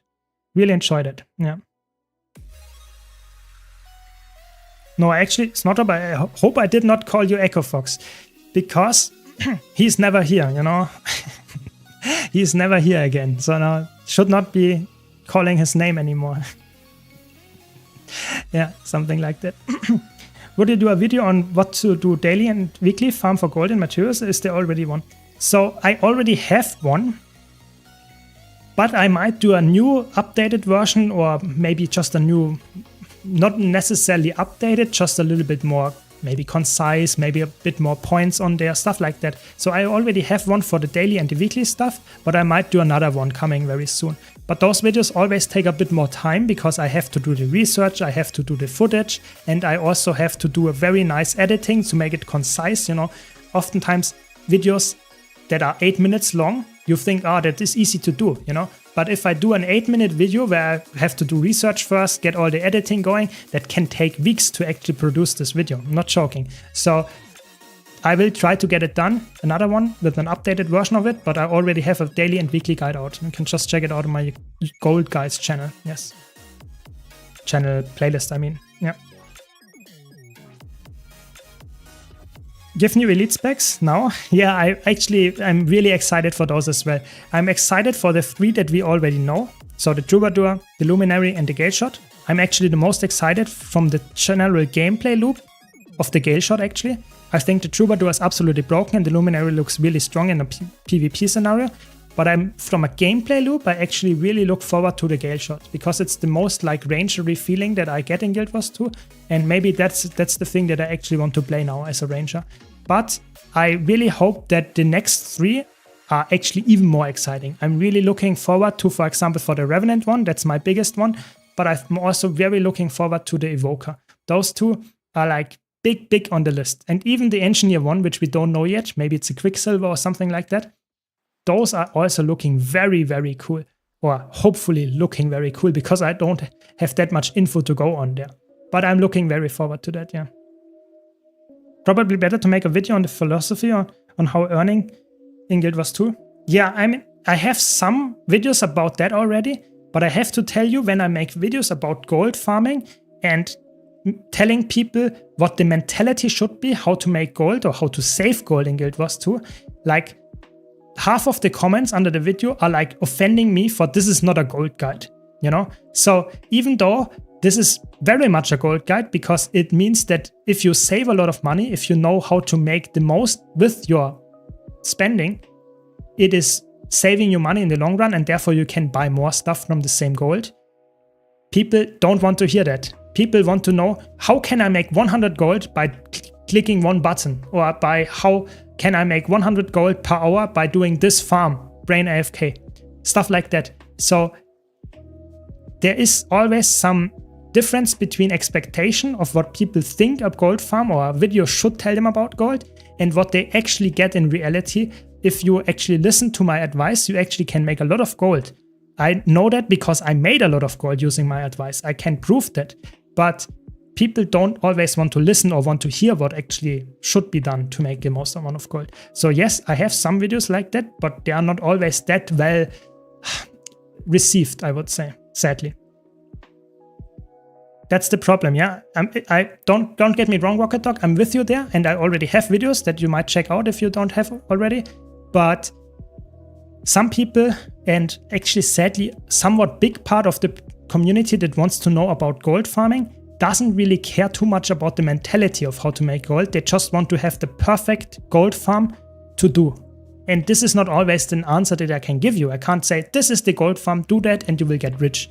Because if I tell you that, and 90% of the community are doing it as well, it will probably not work out anymore. So that's the thing that you also have to understand. That's always like, of course you're right there, Huck, you're completely correct. I should ignore complainers, but I'm always someone, that is maybe a flaw of my character, but I'm always someone that wants to improve using negative feedback as well. You know, if someone has a criticism about a video, even if the criticism is offensive, if there is some truth in it, I want to improve my video anyway, you know? So if there is some truth that this mentality is not what they want to hear, maybe I should make a video about gold farms in specific. So maybe this is what comes next, but I think the next gold farm guide that I put out is probably about how to make the most amount of gold doing dailies. I already have one of those, but I might do another one, a slightly bigger one maybe, or something like that. So in general, there is always something to do. That's I would say the biggest thing that I take away from the YouTube comments, I would say. Yeah, Guild Wars 2 gold farming is a big grind. It's a big grind. Farming gold in Guild Wars 2 is not something that you would say, yeah, I will farm gold for 1 hour now and then I'm good for this week. No, there is always gold necessary. There is no player in the game that has everything in the game. It's insane. Gold farming in Guild Wars 2 is a slow process. It's a marathon, not a sprint. So you always have to say, okay, I want to have fun and in the meantime farming some gold. So yeah, definitely true. Because part of it is investing in account features. Exactly. In those investments in like bigger bag, bigger bank, bigger storage, and just more characters, or just in general upgrades like the copper fat and that kind of stuff. This is something that not a lot of people like think is the best way to engage with the game, because it's not the most flashy upgrades. You know, getting a new legendary skin looks really cool. You know, you get a crazy new legendary and stuff.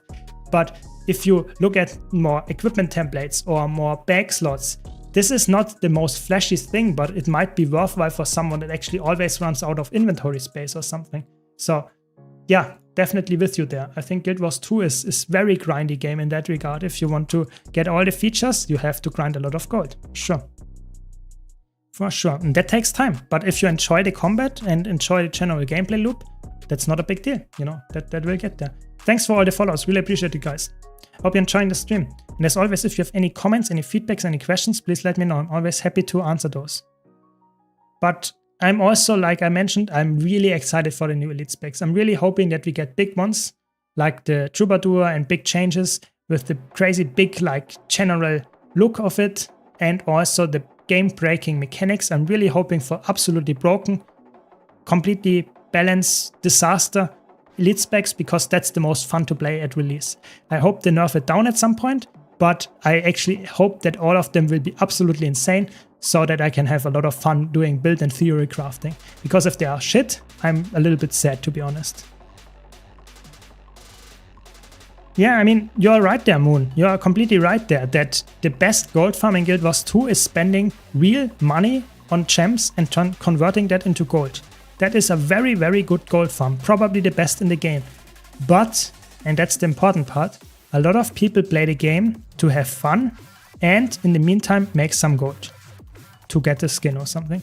So if you just want to have the best gold farm in-game, I can't tell them farm gold by using the credit card. That is not the answer they want to hear.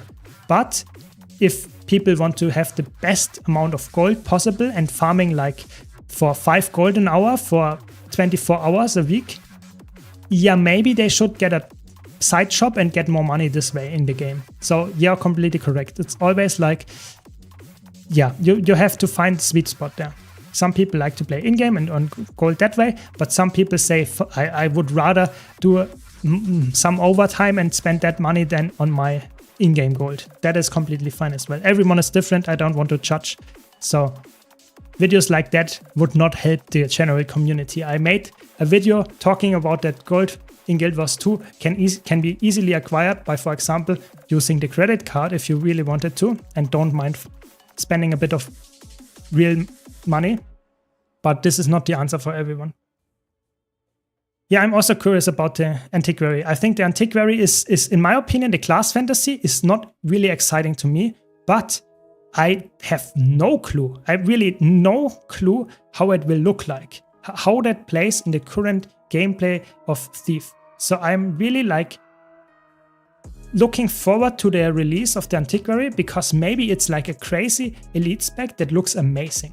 So I really, really looking forward to it, even though I'm not the biggest class fantasy enjoyer of that one, to be honest. Buy a PUF license for your second account, do weeklies, buy MCs plus lawyers plus cheap gold in the Wizard's Vault and send it to your main. Literally one of the best and least annoying farms there is. Yeah, I think there are so many ways to farm gold very passively without too much annoyance, but you just have to stick with it, you know? It's not instant gold. Nothing is instant gold. You always have to think about it, that you, as a player, want to stick to the game, slowly get your gold up, but if you do it efficiently, it's not that slow. But if you want to get gold in a single day, this might not be the smartest way. Always be patient and you will get way more out of that than if you would go for like an instant sell of a legendary or something. So stuff like that is always very important. So I can't stress that enough. Be patient is the name of the game to make gold. Just stick with it, do dailies, do logins, and you will get way more gold than if you would play only on the weekend on a Saturday and farm for 10 hours straight. This is not how you play the game. Keep that in mind. Just a big tip from someone that actually knows how to farm gold in Guild Wars 2. I do this with tier 4 fractals. I just do and got gold. Sometimes I will increase my gold, so I spend in something and repeat this process. Exactly, you know, have fun. If you enjoy fractals, go for the fractals and do them each day. And you will get to crazy amounts of gold numbers just by playing fractals each day. Yeah, for sure. This is really cool that Guild Wars 2 has so many different opportunities how you actually can make use out of just logging in daily, doing stuff that you enjoy. Same goes for the Wizard's Vault. If you'd like to play PvP, you can play PvP each day and get stuff from the Wizard's Vault that way. It's really cool. There is so much stuff that you can get just by having fun in the game and playing the game out that you enjoy. You will get there in the end. I don't know why, but I think Revenant specs will go hard, just a feeling. I really hope so. I really hope that will be amazing. I'm a Revenant enjoyer. I think it's one of my favorite classes from a design perspective. So I'm really looking forward to it. I'm really looking forward to it and hope that you are completely right there. Would be really nice.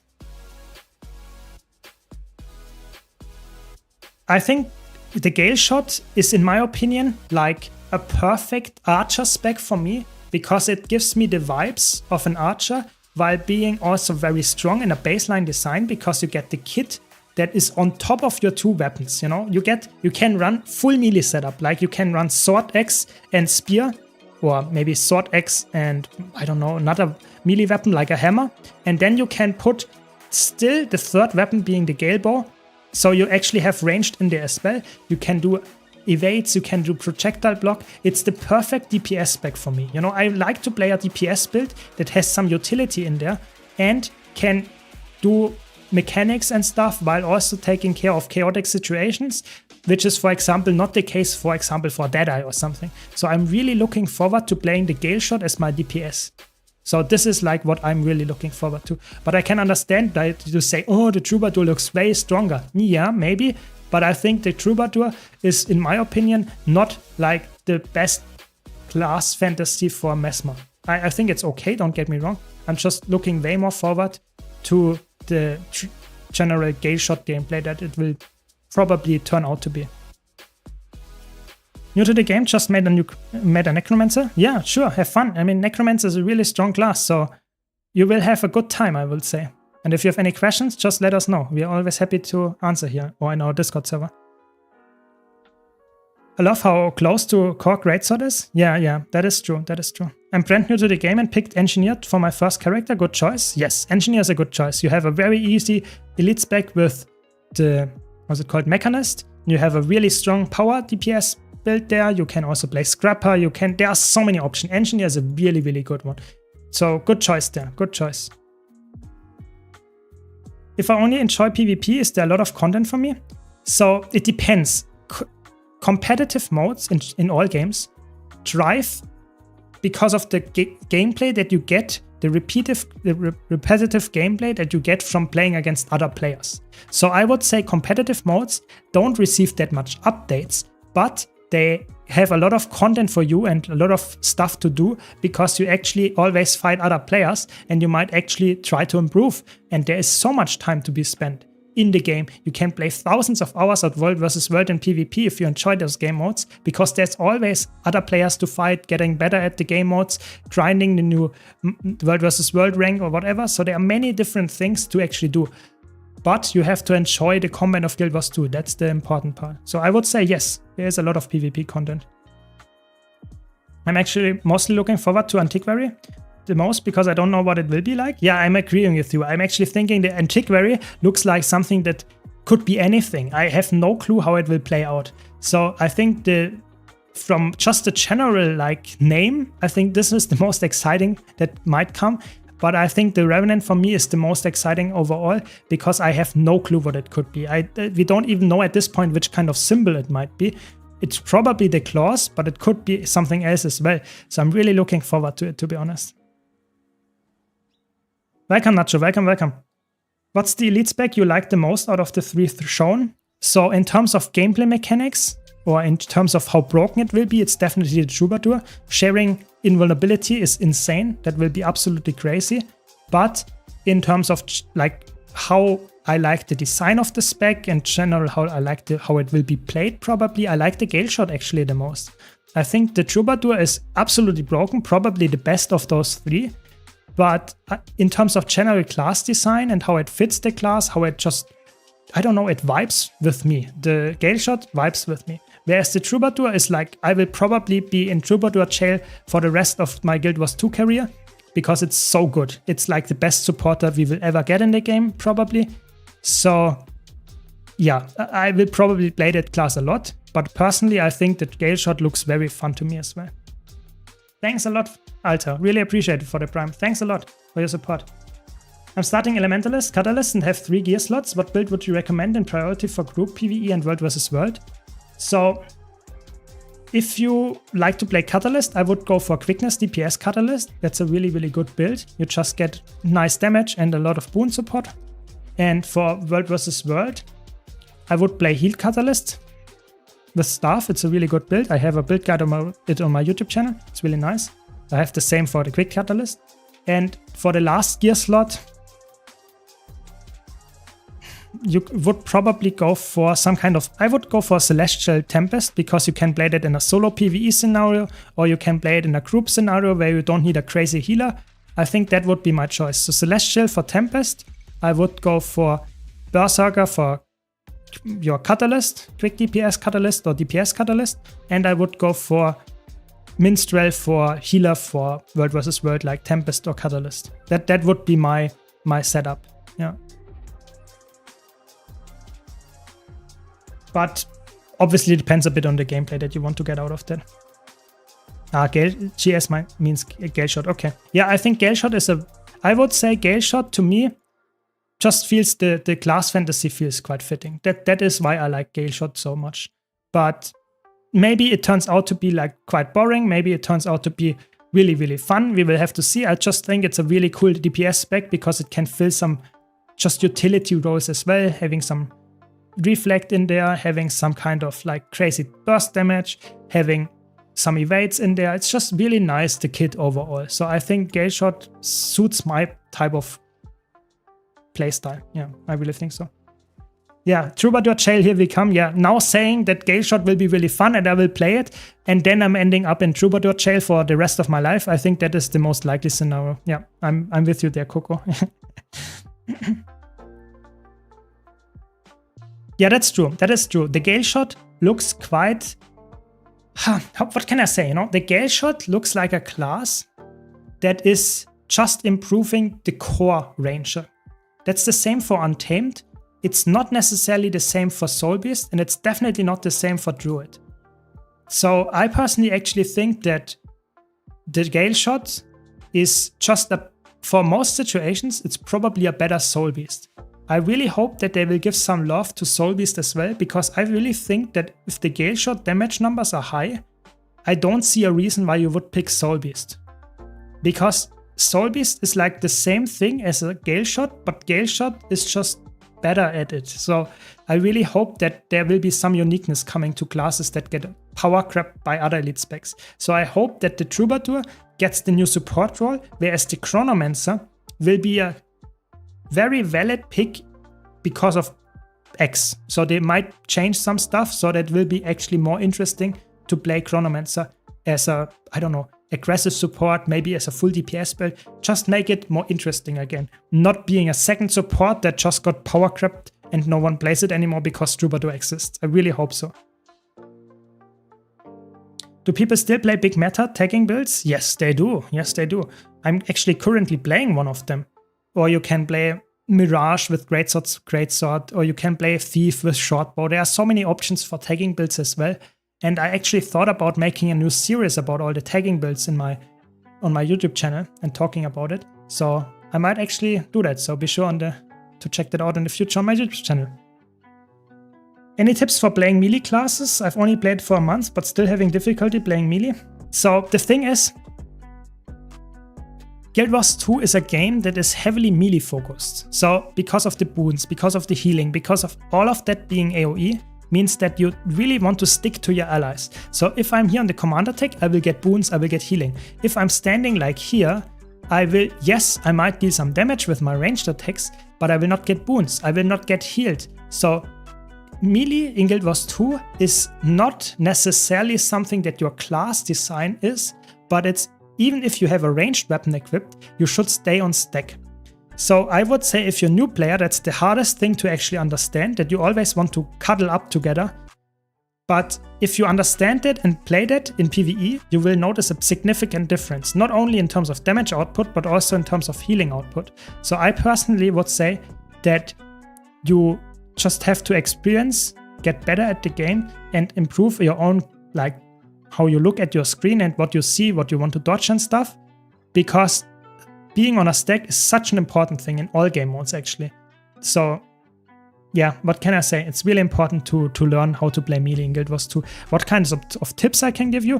Maybe check out the settings, that you have the graphic settings that work for you, have effect LOD switched on, stuff like that, to actually see attacks that you want to dodge and not see everything and get like a flashbang in your face. But other than that, just experience, you know, just getting more accustomed to it and you will get better at it. That's my biggest tip I can give you. Welcome, Dima. When will be the next 3 specs revealed? It will be tomorrow. Tomorrow I will do a video about the blog post and then we will get more information about it, but we will not get all the details, all the nitty-gritty details we will get on Friday. So on Friday there will be a live stream that will take like 1.5 hours, and I will cover it in multiple videos where I go very into detail talking about all the good stuff, all the traits, all the utility skills, professional mechanics, everything that you need to know about the new specs. So that will be on Friday, and tomorrow we will only get, so to say, only the name and the blog post. So looking forward to tomorrow already. Yes. If you're Mesmer main, you're probably in Troubadour chailing group content. Yes, looking like it. Looking like it. I mean, it's nothing new that Mesmer is a really crazy good group support, but obviously I really hope that I can play some other classes as well. So yeah, let's hope that the other classes will also be broken, so at least that I can play in group content, maybe something else as well. Oh my god. The response time of the server is like non-existent. You know, I'm pressing my 2 button and it like takes 5 seconds to go off. It's crazy. It's almost like in World vs. World.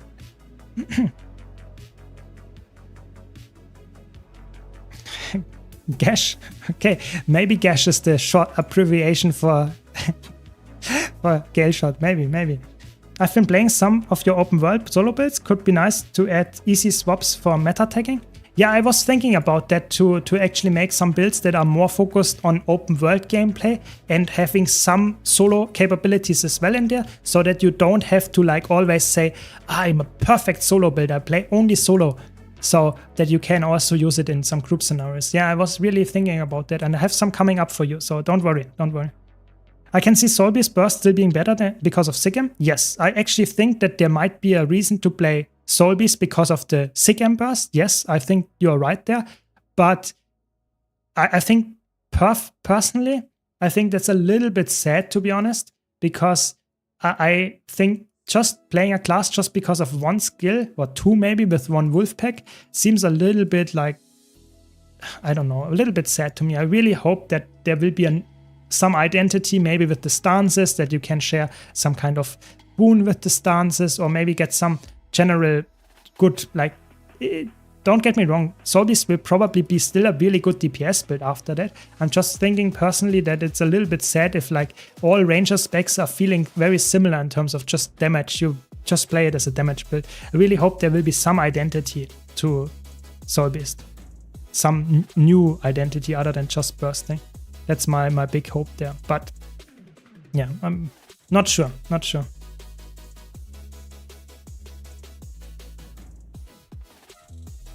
Maybe the bird pet will be busted in damage, who knows? That is true, it's true. There could be new pets coming, there could be new relics coming, so we never know what actually is like all coming, so maybe the new bird is like insane. Could be, yeah. Actually, they said they wanted to buff the avian pets. Maybe there are some additional buffs on top of the traits that we get with the Gale Shot. So yeah, either way, I'm looking forward to it. Let's see how it turns out in the end. Because I will give my final judgment like a few weeks or maybe 1 week after release of the expansion. Only then I can tell you, oh, this class is very bad. Because if I didn't try it with all the possible combinations, I can't give my final judgment. Because, for example, in the beta event, there might be some crazy broken stuff with the distortion stuff, for example. But it might also be like, yeah, this class is not good enough, we have to buff it. And there will be probably some changes between the beta and the release. So we can't judge it right now without having played it. And even if we played it, it might be that we will get some changes before the final release. For sure. Could happen. What class do you play? I'm currently playing Herald, so Revenant class, but I will also swap to another class after this fight. So we will go to probably do some strike missions. Let's see which class I will play then. But probably Chronomancer Chael, we will see. But this right now is Revenant with the Herald. The stacking mechanics took me the longest time when I came to Guild Wars 2 from other MMOs. It's very unique. Yeah, unique is an interesting choice of words there. I would say it is not something that you typically see in other MMOs for a reason, because it makes the gameplay always feel a little bit like the same, because stacking is like the best thing to do. But it's just, if you get over it, it's actually really, really important for sure. I hope they move away from having to stack in Guild Wars 3.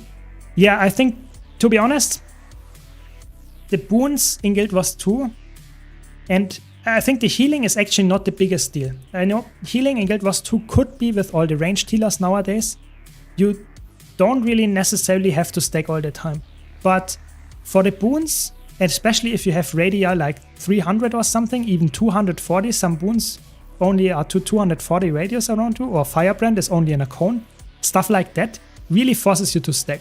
So I hope that whenever there comes a new game out of the ArenaNet team, I really hope that it is somewhat more focused on temporary buffs and not always providing buffs to allies around you. Because this is a little bit of a, what can I say, a missed decision that they make. Because that means that general gameplay rotation is like, look at us. Even in the open world, we are just stacking on top of each other. Like perfectly on top of each other to get everything that we would get any other way and more. Just because we are stacking on top of each other, we don't miss out on anything. So this is not a very healthy design decision, I'm agreeing with you, but they can't take it back in Guild Wars 2 anymore. So it's just a thing that you have to learn as a new player. If you understand it at some point, that's good, and you will notice the big difference here.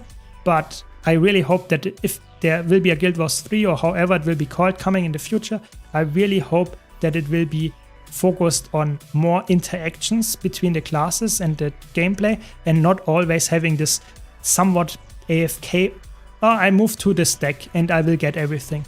That is not healthy design in my opinion. So I'm definitely hoping for some improvement there. Doesn't need to be that we can't stack, I'm just saying it should not be forced on you, because that's like every single part of Guild Wars 2. Doesn't matter if you're world versus world, PvP, then no, everywhere in PvE as well. You have to stick on top of each other to provide everything. You know, in PvP it's probably the best, but even there you want to stack to get the healing. You don't want to run around like headless chicken and your support just can't decide where to go. So yeah, I think stacking is definitely unique. That's a good point. Let me hydrate for a second.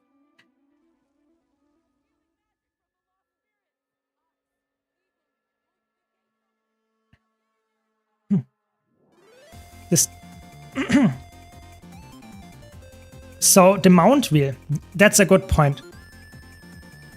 The mount wheel is something that I personally would say would be amazing to have in the core game. But I would also say it would be amazing to have a lot of stuff that we get with the add-ons in the core game. I really think so. I think there are so many things that they could add in terms of UI, just UI, to the core game. That would be, in my opinion, like insane. You know, giving us an LFG rework, giving us customizable health bar, maybe boon bar, maybe like giving us a different, maybe even an in-game arc DPS, maybe only for ourselves, maybe not for the allies, but just for ourselves. Stuff like that would be so easy, in my opinion. Interest that the people would have back to the old stuff, because there are some features that actually just make it more interesting. So I really hope that the core feature update that comes with the next expansion is actually providing stuff like that. I really hope so. And I hope those will be really big and not just something like, okay, we add fashion templates, and fashion templates get a new tab here in the wardrobe, and it's exactly the same as the equipment templates, just for the skins. That would be, in my opinion, really sad if it's just something like that. So I really hope that we get some big core features that actually change how I interact with the game, and that I have actually a lot of fun doing the same stuff over and over, even with the same class, because I get some new UI features that help me actually engage with it. I really hope so. Good point. Hammer Ref comeback? Yes, in PvP actually Hammer Ref is really good, but in PvE, not so much. Ranger finally getting full on long range spec, but will have to play in melee because of boons? Exactly, you will get a 1.5k ranged spec that will be played full melee. Yep, exactly. If you want to play more ranged, you probably should have gone into PvP, because only there you have like crazy ranged spec value, where you don't really want to stack all the time. So yeah, it's just sad. I agree. It makes wishes for new player horrible. They have no idea how to avoid damage. Yeah, that's true. We have plenty of stacking in other games just to control and predict certain mechanics. Visual clutter is far greater problem. Yeah, that is true. I play other MMOs, other games as well, and they all have problems with visual clutter. I'm just saying that in Guild Wars 2, the stacking mechanic on top of the visual clutter that you have in general doesn't help. I think the stacking mechanic would be more interesting if you would be forced or would be not as punished if you wouldn't stack on top of each other. But I'm with you there, Snowdrop. I think it's actually a problem in general in games like MMOs that stacking is always incentivized, for sure.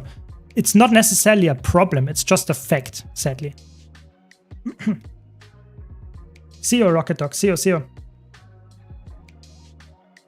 I know it's been done to death, but I wish they had stuck more to the Holy Trinity. I really enjoy defining roles. I mean, I would say nowadays they are actually quite close to the Trinity. You have a healer, you have an offensive supporter, and you have some kind of DPS spec in one way or the other. Yes, there might not be a full tank. Yes, that is true. But I think in raids you have a tank, even though the tank is the healer typically. So you have a tank on and a healer on one class, yes. But I think the Holy Trinity in Guild Wars is actually not the thing that actually makes the game bad. I think the boons is more the problem. Boons is hard to understand. It's a very unique feature, don't get me wrong. It's just a feature that not a lot of people really think is the best thing to have in the game. I really think that if you wouldn't have perma quickness and perma alacrity, I think the game would be better off. Because that would not enforce you to stack as much. You would have more interesting gameplay mechanics. For example, getting a burst for like 3 seconds of quickness when there is a big like downtime of the boss where the boss is not attacking at all or something, or you get some kind of expose buff on the boss and you get a burst window. Stuff like that would be way more interesting if you wouldn't have quickness and alacrity permanent and stuff. But they can't go back on that. They can't change the stacking mechanic in Guild Wars 2 anymore.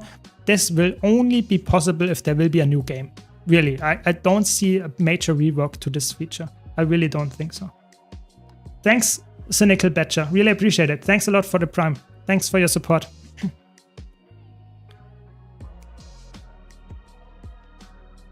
Your level of dedication to Tyria is outstanding and cool. Glad you think so, Nordpeak. Glad you think so. Always appreciated some positive feedback. And if you have some constructive feedback, I'm always happy to hear that as well. So that's always my thing here.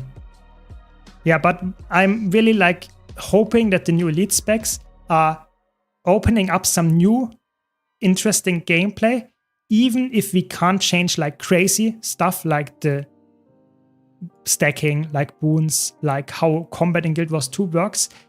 But if the new Elite specs are somewhat interesting in general, how they play out, that would be enough for me to go back to those, you know, keep that in mind. I don't want to have a gameplay that is like crazy different and they have to make the whole game new. I'm just hoping that the new Elite specs are leaning into something that is unique and fun and uses the gameplay of or the combat of Guild Wars 2 well. It doesn't need to be like crazy in terms of like, oh my god, I want to have a full rework of the Guild Wars 2 combat. I really don't think it. Thanks, Caspi, for the raid. Really appreciate it. Nice, all the PvPers now in my PvE stream. Very good, very good. Now you can see how a Guild Wars 2 PvEer looks like, the casual gamer. No, I'm not that casual, I would say, but still. Welcome, welcome. Did you have a nice stream? Hopefully you won every single match on your Mirage. In the nice, very nice meta in PvP right now.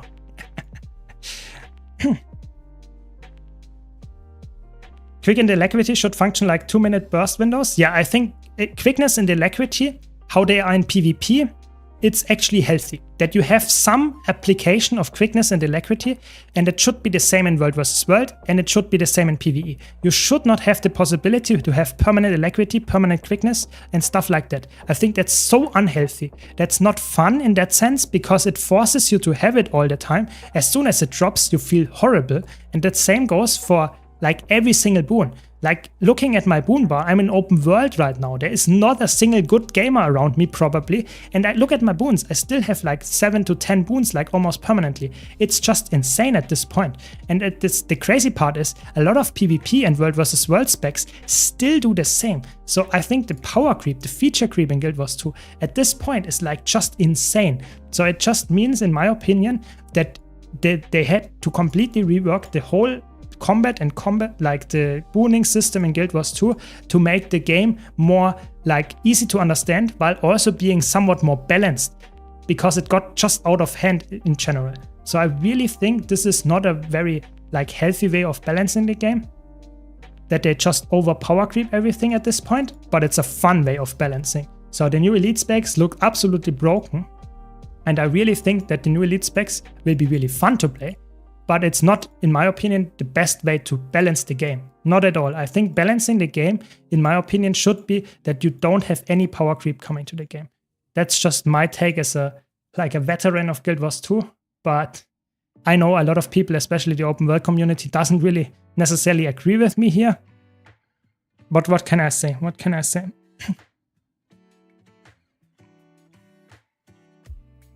I'm new to the game and your videos and insight have been such a big help, so thank you very much. No problem, always happy to help. If you have any questions, be free to ask. I'm always happy to help.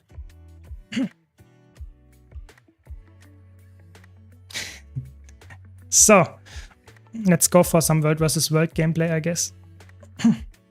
Let's show off some more toxic World vs. World gameplay. Not toxic in the sense that I'm offending people, but I'm playing some really nasty builds. That's more like it. But yeah, I think personally Guild Wars 2 has, in terms of balance, improved in terms of like general direction of reworks and stuff over the last year. In terms of PvE balance specifically, I think PvP balance with the last balance patch got out of hand like crazy. I think the bunker meta is not healthy. And I personally also think that they should care more about competitive balancing than PvE balancing. I think they care a lot about PvE balancing, whereas PvE balancing for me should not be like the focus. I think they should make some fun builds there, but the focus should be on some balanced PvE gameplay, balanced PvP gameplay. I really think so. If you look at the monthly AP we had on NA, I think we had 6 Scourges. Yeah, 6 Scourges. Look at this. 6 Scourges in one match in the final. Okay. This is apparently not balanced, you know, I really think that the balancing team does a good job with reworks in my opinion. They are interesting, they are fun for the most part. I don't like how they are going, in which direction they are going in terms of how much they care about PvP and World vs. World. I really think they should focus more on stuff that is, target acquired. Pistol, thief, he will rally now. Let's kill him again. Oh, he has too much heal.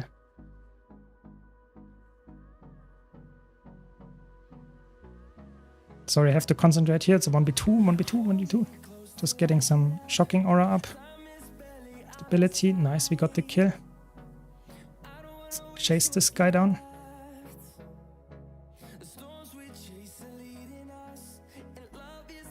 No, don't get... No, he evaded. Oh, lucky. Nice, only winning, Caspi. That's what we want to see. Then you were a good gamer, I guess, today. My God, he's so fast. Stop it. Can't chase him. Ooh, there's the full team coming. Okay, good that I didn't chase him down there. Yeah, I mean, Power Mirage is a really good one. That's like the only power or the only crazy DPS build right now in competitive meta. It's actually crazy. I really think this is not healthy. I was actually hoping for a balance patch today, but there was none. So hopefully next week with the update with the Festival of the Four Winds and the push beta, hopefully we'll get a balance patch there. Because having Bunker, Scourge and push, yeah, looking forward to that one, my friends. This doesn't sound like a fun general direction that we have here. I really hope that they take a look at it and say, okay, this is not healthy for the game mode. We want to get some stuff that is actually fun to play and fun to play against. So I'm really looking forward to some changes to Scourge, to Renegade, maybe even to all the supporters, make them less broken, while also buffing some kind of like cruiser builds that are not like full bunker, but also being played as some kind of useful cruiser, you know. I really hope that will be the case, but at this point, I really don't know. I really don't know. Another thief. Let's see.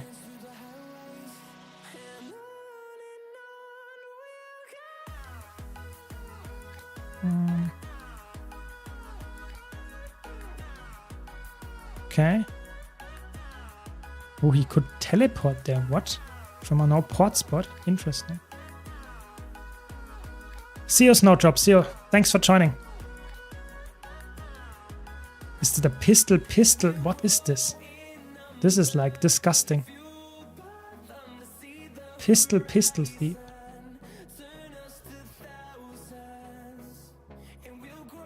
Oh. Nice.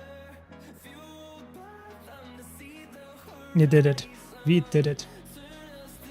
Yeah, but in general, I think the balancing team has a lot of stuff to take care of. I'm actually surprised that they put out as many balance patches as they do, because they are, as far as I know, a team of 3 people, and they put out the balance patches for every 3 months for the game. They put out the elite specs that we got now and balanced those, and we got they are also balancing the competitive modes like PvP, for example, with push. So I'm actually surprised how much stuff they actually get done. But I have to be honest, I really hope we get more frequent hotfix patches or just general small balance patches like every once or so for competitive modes that would just nudge down overperforming builds and brings back underperforming builds. It doesn't need to have crazy reworks. I'm really advocating for that. But apparently that's not in the scope of the balance team, sadly, at this point. So I'm maybe looking forward to something like that coming up on next week's Tuesday. But yeah, I'm not sure. But either way, I'm really not hoping for Scourge Meta Fest in the push game mode, because Scourge will be absolutely insane in push. It will be like everyone will play it. There will be 5 versus 5 on Scourges only when it's not changing. If PvE is unbalanced, who cares? Just have fun. Exactly. That is always my big point. If PvE is like unbalanced and you have like crazy broken shit, no one cares, because it's PvE, you know, you don't fight against other people, you fight against the PC, so to say, the NPCs. Why would you actually care if like the broken stuff is played and someone plays a little bit less broken stuff? Who would care? But in competitive modes, if you fight against someone that has a broken build and you have not a broken build, then that feels bad. And this is not good. You want to have multiple different builds that play against each other, and some of them might counter each other. That is okay. But you don't want to have one build that is perfectly broken in each situation. So I'm really hoping that they see it the same way. I really hope so. This is a spear tempest. Yeah, I think you have a problem, my friend. Spamming the auto attack here.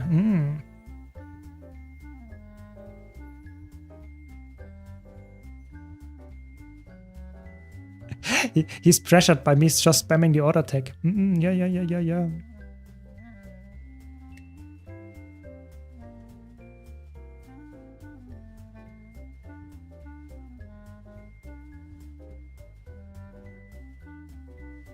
I think he didn't hit a single CC because I have permanent stability.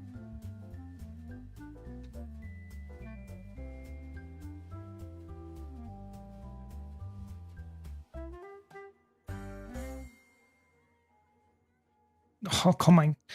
Oh my god, please stop it. He's just running around. Okay, 1v2 now.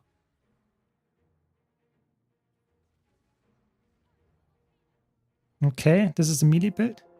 Focus on the melee build.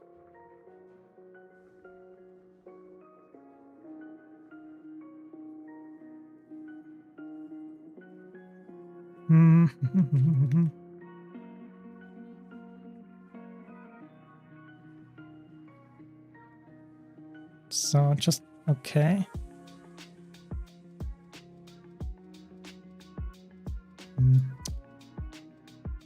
I don't like this. There are now 4 people. And those guys are so tanky.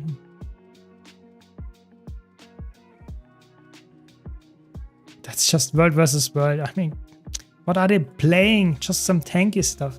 Annoying.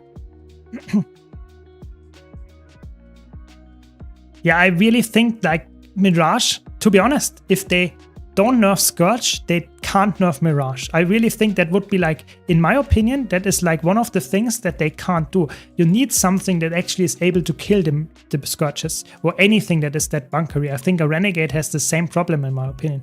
I really think Renegade is also not healthy. I think Renegade should also get nerfed. I think Renegade is a build that I personally don't enjoy playing against. Yeah, my gosh. That's what you get, you know, when you talk to chat. People just one-shot you. Good.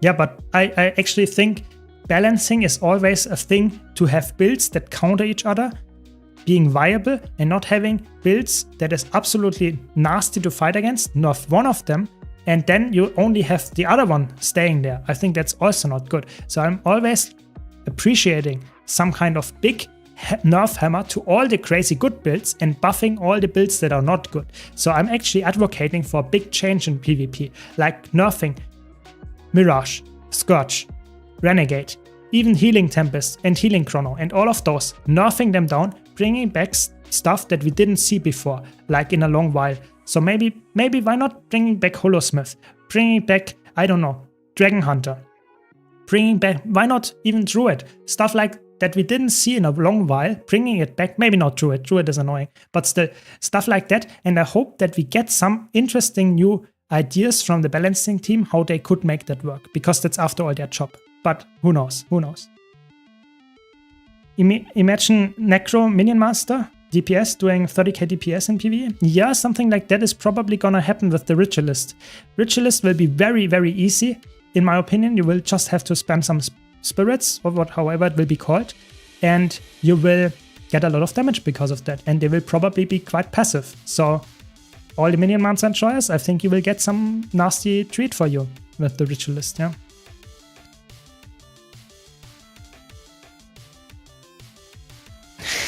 Finally hit Platinum in PvP, I can't stop playing at last. Nice, Winslow, welcome. That is what you want to hear from a fellow ref enjoyer. Yeah, I actually hope so.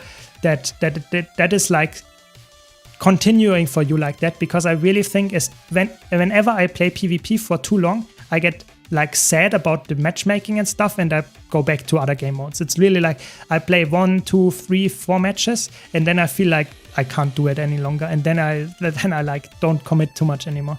But if you currently have fun, sure, that's really good, really good. Trying Pistol, Celestial, Roaming, Harbinger build. I have everything like Guide.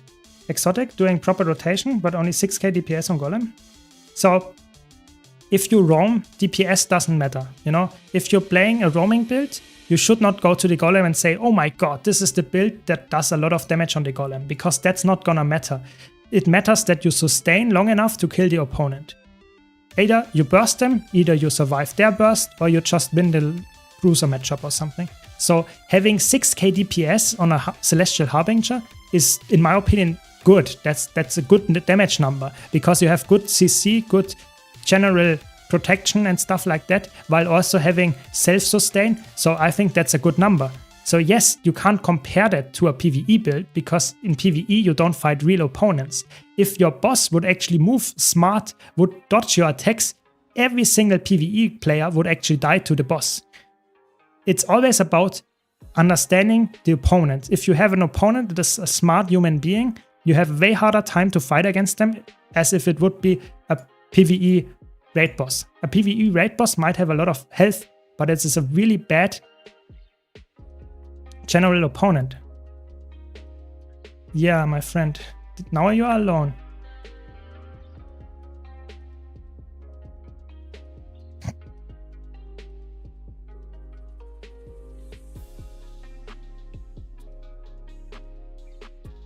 Stop it.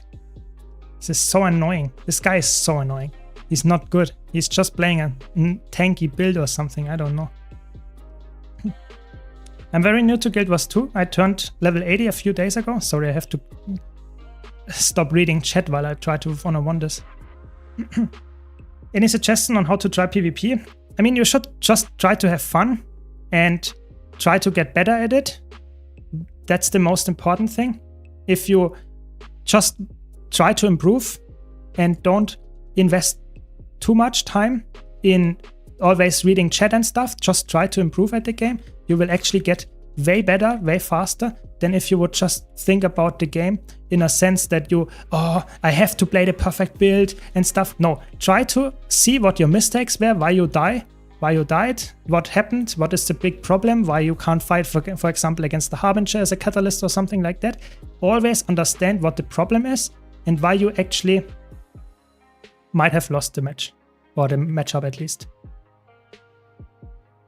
Yeah, I mean, look at this. He's just running around, this guy.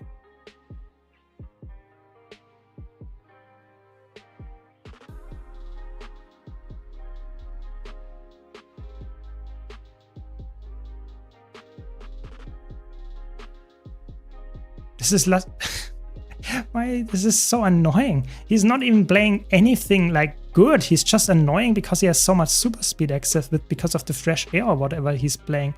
What the fuck? I don't want to fight you. That's like World versus World in a nutshell. They are just annoying builds and they are bad builds. That's it.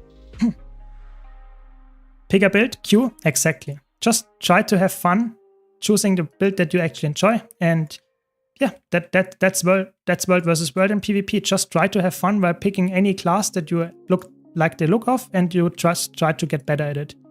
Oh, that's a Condi Spear Mechanist. Holy shit. What are people playing right now? It's actually crazy.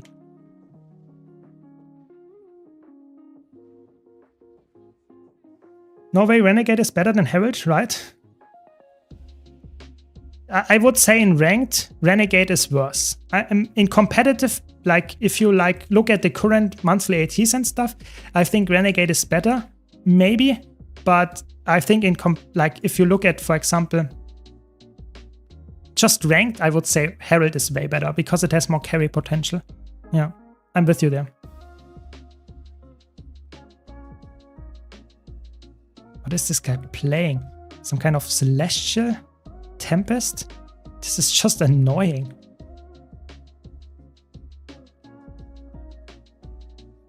No, now it's Celestial Catalyst. Okay. Now we are talking. With pistol. Oh my god, what are guys playing? It's actually insane.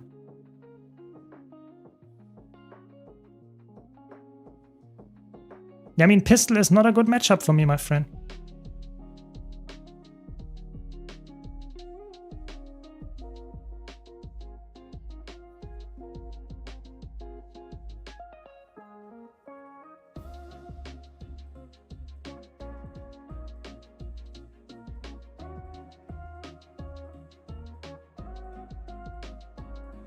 The chill is actually killing me, to be honest.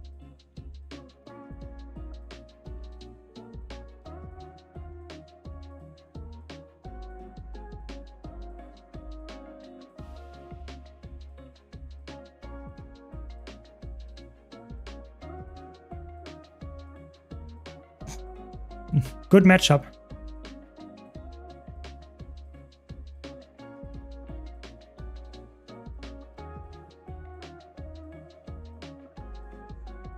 The pistol.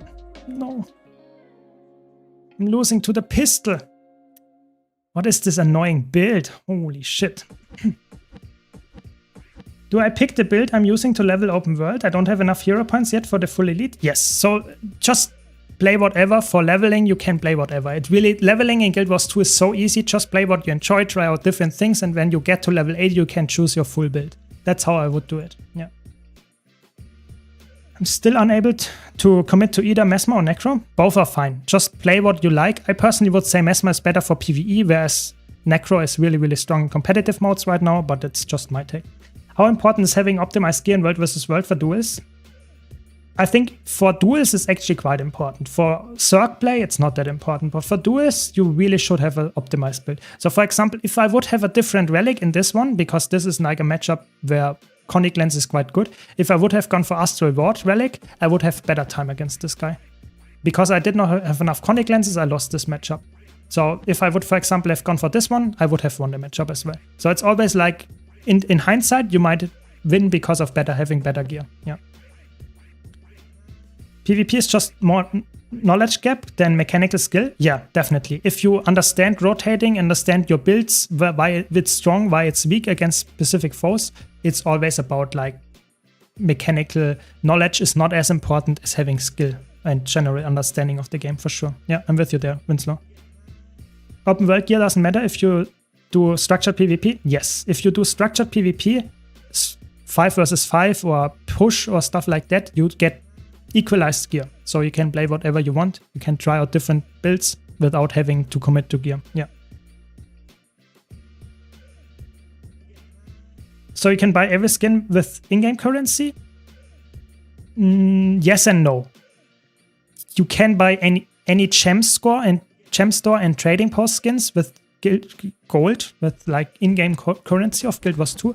But there are some skins, like for example, raid skins or stuff like that, where you have to do the raid encounter. You can't buy it with gold, so to say. So there are some things that you only can get if you, for example, go for a specific achievement or stuff like that. So not everything is buyable with gold. What is the endgame goal of Guild Wars 2? I really can't get it. You just try to have fun, set yourself your own goal. I like to have perfect gear for my characters. I like to have a full wardrobe, unlock all the skins, going for more achievements, getting rank 1 in the PvP leaderboard.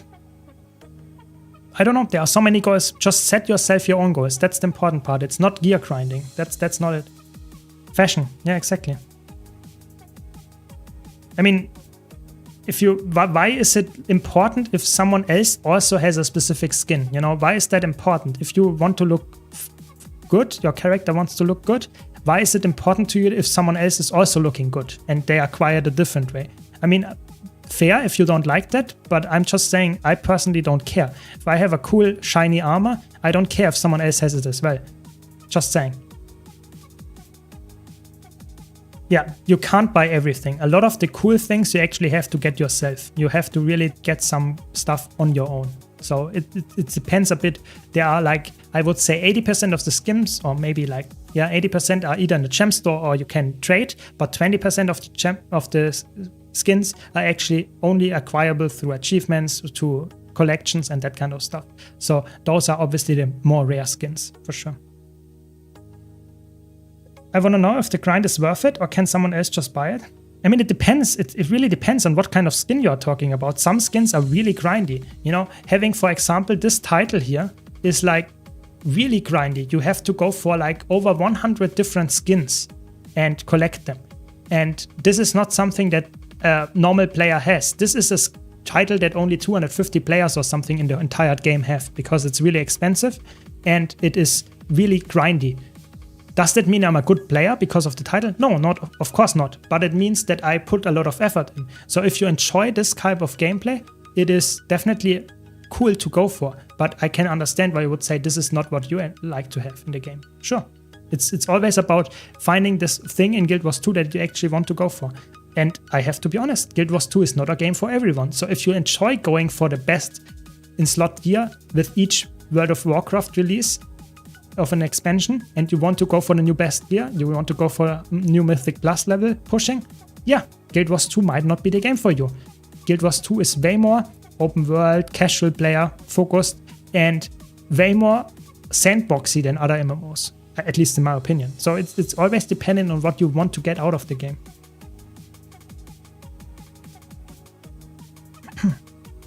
The endgame is getting enough infusions to make your character light up like a Christmas tree? Yeah, Coco is somewhat right there, yeah. That can be also something. You know, look at the other characters around me. Like this guy here, I don't want to like name call or something, but look at this, you know, how many infusions are there? At least like 2 or 3, but I can't tell, you know, this is definitely some kind of thing to go for. Just getting the most amount of infusions on top of each other to not even see your Christmas tree running around, I guess. Yeah. The problem is, why should I play a game when someone else can swipe to get it? I mean, they can't really, like a lot of the stuff. So for example, this player here, you know, has the legendary back piece and Aurochs, and you can't swipe to get this. You have to farm it yourself. You can't swipe to get this. It's not possible. So there are a lot of things like that in the game. So does that mean it is for you? Maybe not. But I would say saying someone else has this item, I like don't want it because someone else maybe have bought some money in game, some gold with the real gems, real like euro or dollar spent on the game. Is that a negative thing? Maybe, but they still had to farm the game to get this. It's not something that you can get within like 1 hour just by swiping. That's not how it works. So yeah, I mean, it's an argument. I can see that, but I'm not saying that is like the biggest skins in the game you will not get by just swiping. That's just how it is. Thanks for the Prime, Danosh. Really appreciate it. Thanks a lot. Thanks for your support. Berserker is the most generic power crit gear that will work on multiple specs. Yeah, Berserker gear is a really good one. So if you don't know about what kind of class or stuff you want to go for, Berserker gear is probably the safest bet. Celestial works as well. But for instance, PvE, I would always go for Berserker, for open world, Celestial. That's my tip, yeah.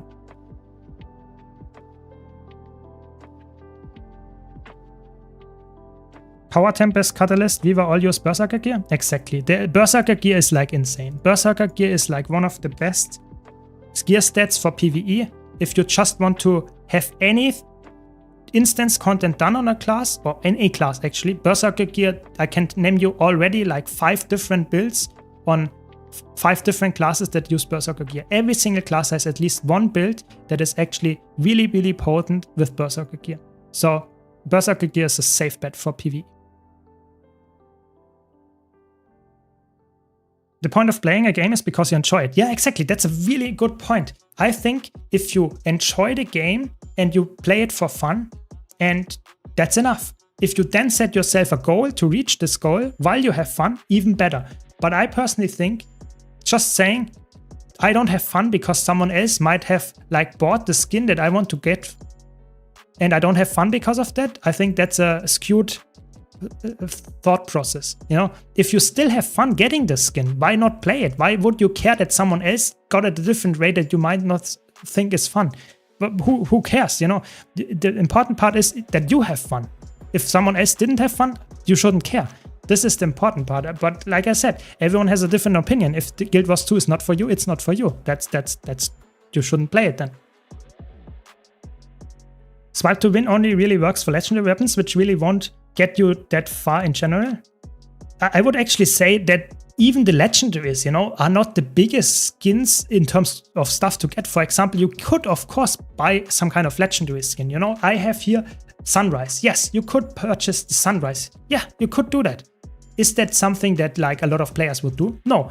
And even if you get it, does that mean you are perfect? You have the best gear possible in the game? No.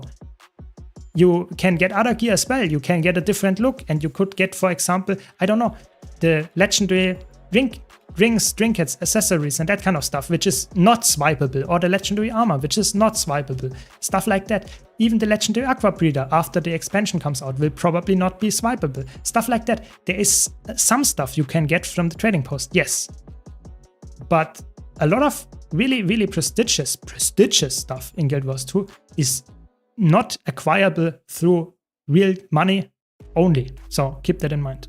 It's just, what can I say? What would you say is the best solo build currently?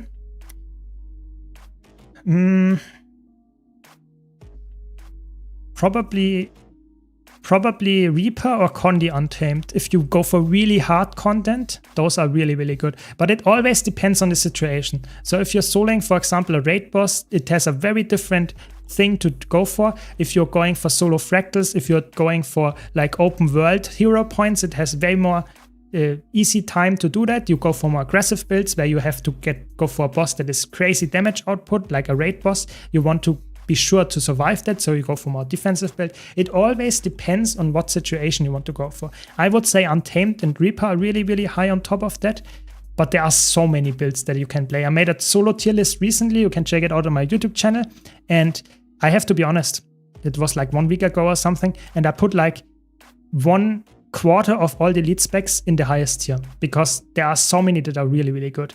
It's just like, there are so many that are really good. What can I say? Just choose the one that you enjoy and you will probably have a really good solo build for it. Is Condi Reaper good for new players? I would say so, yeah. It's a really safe build because you're a Reaper, you have 2 life bars, and it's a good build, good damage, good AoE. Yeah, I think it's a good build, yeah.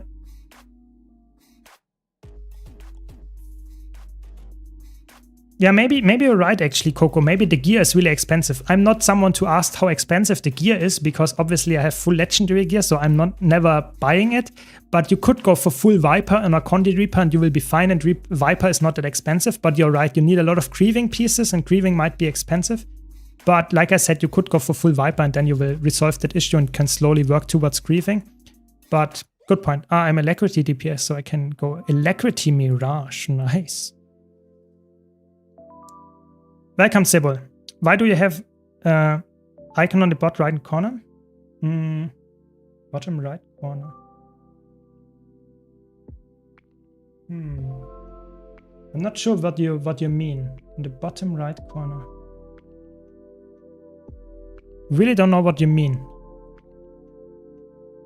Should not have that typically. So Alacrity Mirage, that's what we're playing here. Alacrity Celestial Mirage, such a fun build. I out DPS'd Dragon Hunter last time with this build, even though I'm the healer, you know. This is the most exciting gameplay for Guild Wars 2 if you're the healer and out DPSing a DPS build. That's what you want to see, I guess. I'm leveling an Elementalist because I want to try my hand at Viva. Yeah, I mean, Viva is really fun. It's not the easiest spec, but it's really fun. I can highly recommend it. Welcome, Beowulf. Welcome, welcome. Speaking of builds, what is the easiest perma quickness melee power DPS in your opinion? Herald. Yes, you're correct. Herald is by far the easiest. It doesn't mean it's the right for you, but I personally think it's a really, really easy one. You should definitely give it a try. Yeah. Anyone else hoping they cook Luminary a bit more? I actually hope that Luminary is just undervalued. I hope that the Luminary, if you play it, actually looks way better. I really hope so. I'm not sure if it will be the case, but I'm personally really looking forward to trying out Luminary. Maybe it's like crazy how good it is. Would be really fun if it's like people just underestimating how good it is. But I agree, it looks a little bit dull. A little bit. Condi Reaper is really good for PvP. Yes. It's a really good rank build. Yeah. Don't worry, Nebaros. Always happy to help. If you have any questions, just let me know. Always happy to help. What solo roaming build can actually survive the most in 1vx versus while can also kill solo?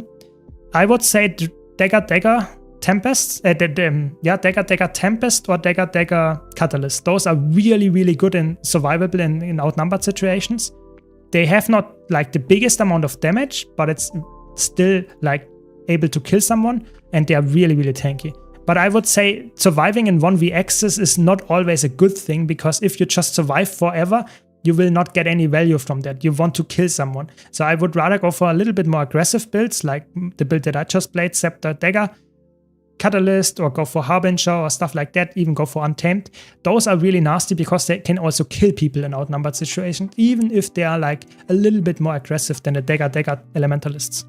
Just my take. Yeah, Trapper runes are also expensive, but you could swap them, for example, for Cried runes if you really wanted to. Stuff like that, or Undead runes even. So you don't have to have the perfect gear if you start out, but I get the argument that it's a little bit expensive to start out on some builds.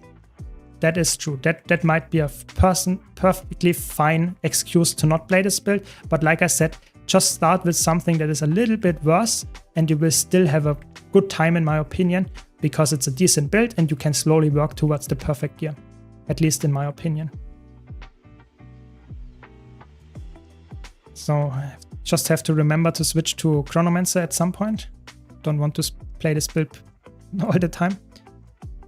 They might mean the shard icon rather than the mastery icon. Ah, yes, the spirit shards. Yes, so the spirit shards in the bottom right corner is just meaning that I already have mastery level maximum. So I have 633, which is the current maximum. And then I get the spirit shard here. This is just the icon for the spirit shard. So I will, when I level up, I get a spirit shard. Good point. Good catch there. Thanks.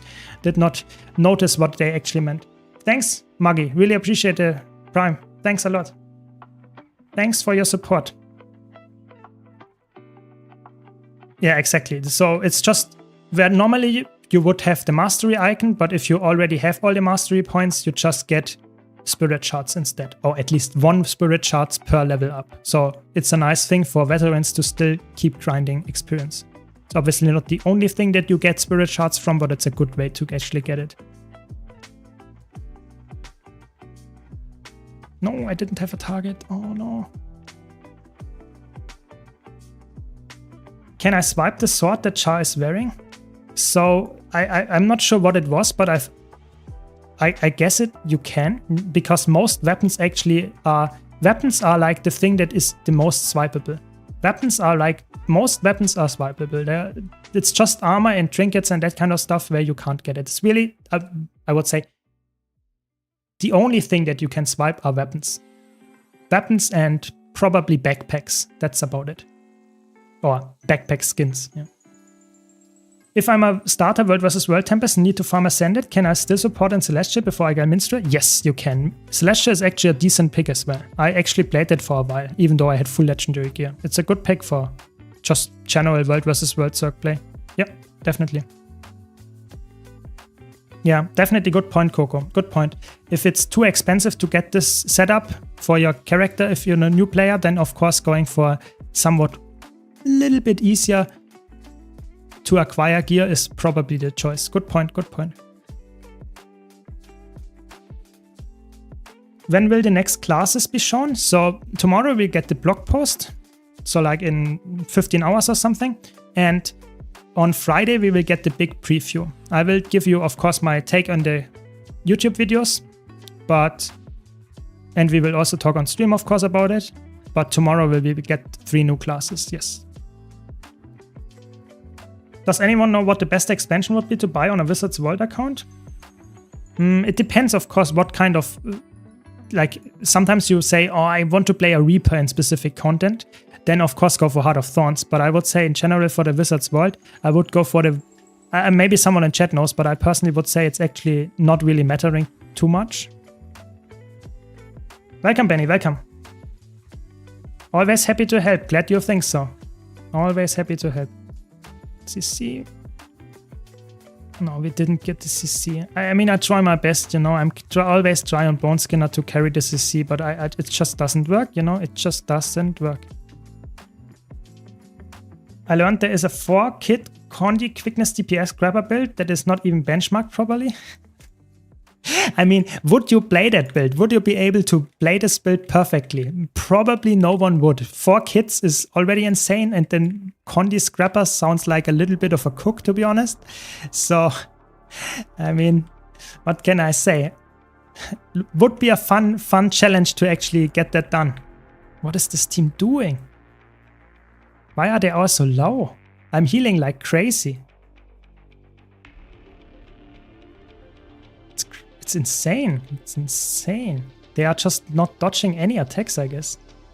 I mean, I try my best to carry them through, but we already lost someone.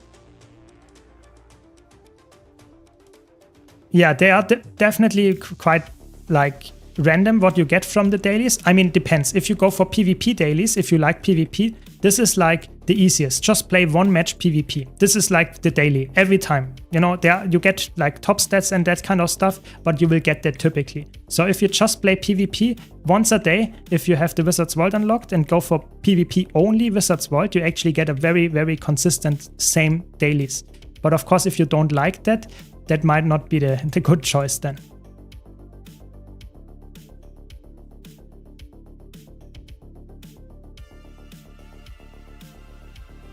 Yeah, I mean, to be honest, I'm not someone to tell you what is swipeable and what not, so I can't really give you a perfect summary because I don't care. I don't swipe. I try to make my own legendaries and everything on my own, and that works for me. But of course, if you think that devalues it, that's a fair point. That's a fair point. But I'm still saying, even if the sigils and the weapons and the runes are somewhat swipeable, that doesn't mean it's like not worth acquiring. I got them for the convenience, not for the value, because it's a prestige item. I don't care about prestige in Guild Wars 2.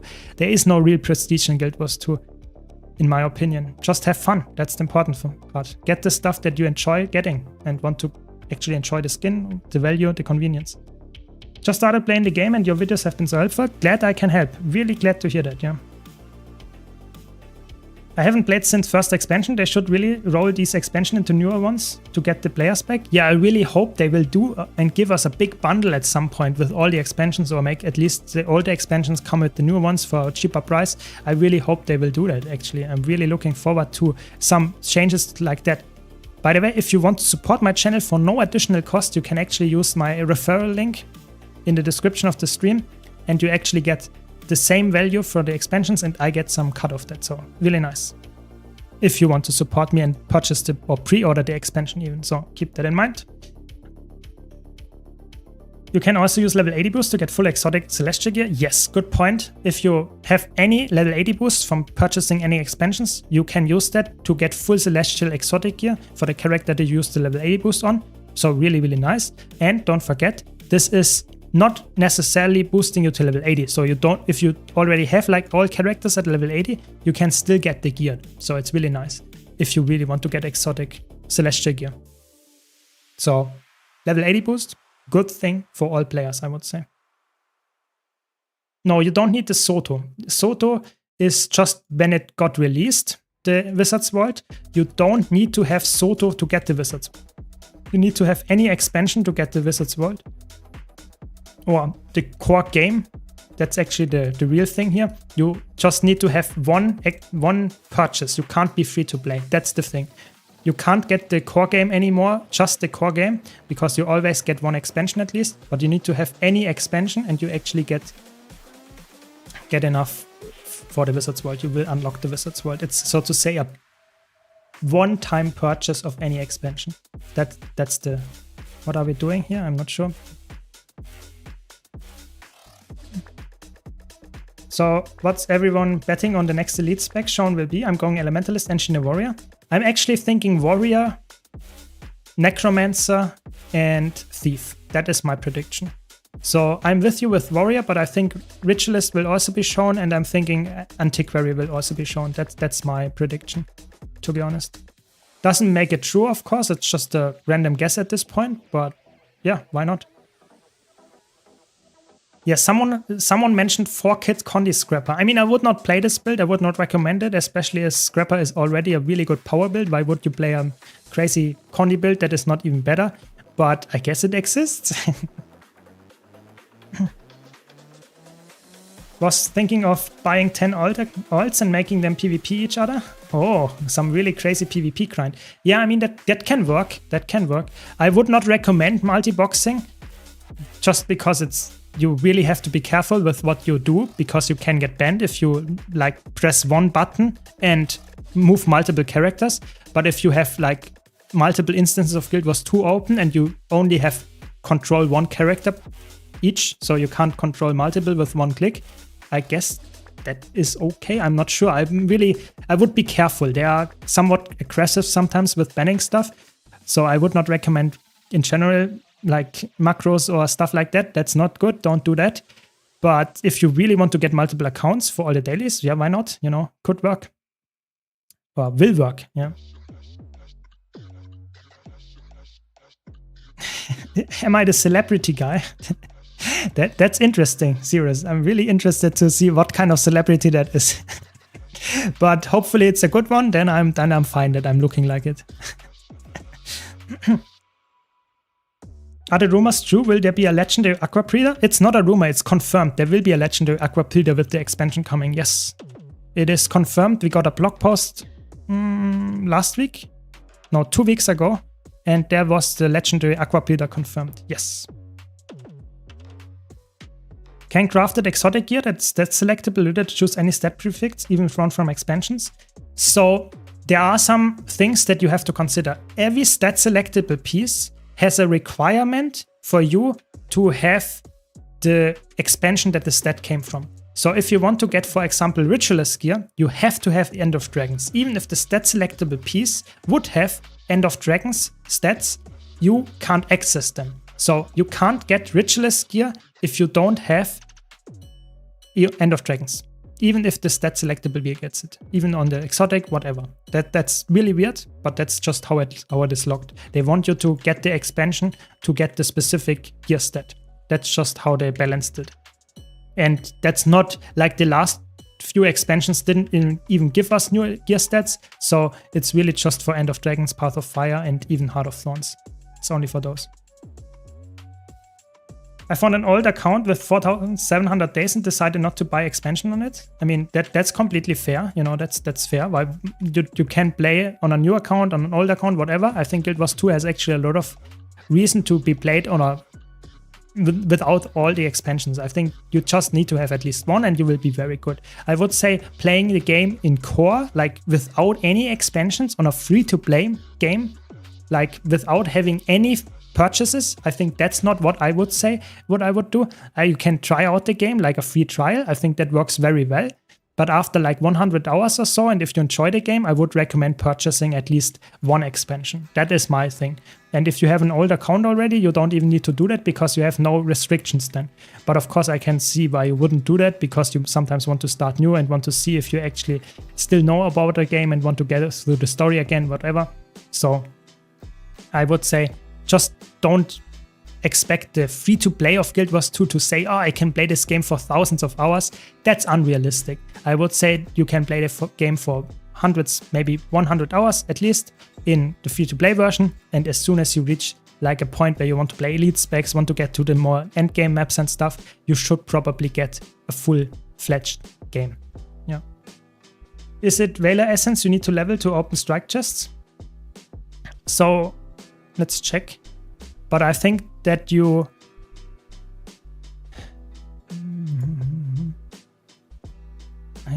I'm not completely sure. I think, to be honest, you might have to level all of them depending on what kind of chests you want to open. I think there are like chests for each of those. So I think there might be, I'm not completely sure, I have to check after this run. But I think you might have to level all of them to open all the possible chests. I think that might be how it works. But not 100% sure. It's quite a while ago. I think it's like 8 years or something since I leveled this. Or maybe like 6 or something. Which solo open world thief build do you enjoy the most? I personally would say it's probably Spectre. I think Spectre is the best one because it has a lot of range and just safety. But I think all of them are actually surprisingly good. I think Thief is not my favorite class in the game, so that's a little bit biased because of that, but I actually think it's still... I would probably go for Spectre, yeah. How do I get stacked selectable Diviner? Not completely sure, but getting, for example, from Bloodstone Fen trinkets is stat selectable. You can go for legendary gear, of course. I think you can get stat selectable from PvP. Those things can work, and World vs. World as well. So there are many options to get stat selectable pieces, and there are way more that I just mentioned. Just saying, go for the one that you actually have the currency, that you play a lot, stuff like that. Do you accept private coaching for moving and combos? I mean, of course, if you join my Discord server and you can hit me up there, sure, I will do that. Just like know that I'm a very dedicated veteran player, but if you're looking for someone that actually won a monthly AT and you want to win PvP and stuff as well, maybe looking for a dedicated PvPer, but I'm also obviously quite aware of all that. Just hit me up in my Discord channel and we can find a time for you. Sure. I like Condi Spear Daredevil. Yeah, I think Daredevil with Spear is, in general, Spear on Thief is really fun if you like to like the challenge, because the Spear is not a thing that is very easy to understand, but if you like it, to have some challenge, it's really good. Yeah. Yeah, exactly. On the wiki, there are stat selectable pieces. You just have to, there's some really cool page on the wiki where you can say, I want to have stat selectable gear only. I want to have specific gear stats in the selectable pieces, and you can actually get the sum of all possible gears. That's really good. So maybe someone in the chat actually can link that. Serious, it's just scroll down and under your Twitch stream, there is a box where it says Discord. Just go there, Discord server, and there it is. So give me a second, I can also set it up. Or show it to you. Just go in the scroll down under my Twitch stream, and there should be the Discord server. Yeah, exactly. Thanks, Toloy. That's it. Just scrolling down under the Twitch description in the About section of my Twitch stream. If you would need to decide between Mesmer and Enchi for open world, as well as Fractals and World vs. World, which one would you choose? I would choose Mesmer. Mesmer right now is the best one, especially in Fractals, but it depends a bit, of course, on your playstyle. If you like to play DPS, I think Engineer is a really good choice as well. But if you want to play support as well, Mesmer is by far the best option. It's really good in all game modes as a supporter as well, so I would go probably for Mesmer. Yeah, that would be my choice. Your low intensity builds have helped a ton. Thank you for putting forth the effort. Yeah, really glad that you say that. More to come, more to come. Is Harbinger stronger than Reaper? That is like a very broad question. It depends on what game mode, it depends on what kind of role you want to fill. I would say Reaper is not as flexible as Harbinger. Harbinger you can play as quick DPS, full DPS, or even healer in PvE, whereas Reaper is always a DPS pick. Reaper is really, really strong in solo builds. Harbinger is a little bit weaker, but it's still a very, very good spec. So I personally would say both of them are really, really strong in all game modes, just depending on which kind of role, which kind of game mode you play. Sometimes Harbinger is better, sometimes the Reaper is better. So let me know which game mode, which role you want to fill, and then I can give you a more detailed answer to that. When did you decide to start streaming? YouTube? You have obviously played for way longer than creating content? Yes. So I started my content creation scene, journey, let's say, almost exactly 1 year ago. Then I started first YouTube, and then after a few months after that I started streaming. And I played Guild Wars 2 since 2013, so 12 years or something. That's when I started playing Guild Wars 2, so yes, you're obviously very correct there. I played Guild Wars 2 for way longer than I created content for it. And I hope I can create way more content in the future about Guild Wars 2. And hopefully other games like Guild Wars 3 in the future if it ever comes out as well. But we will see.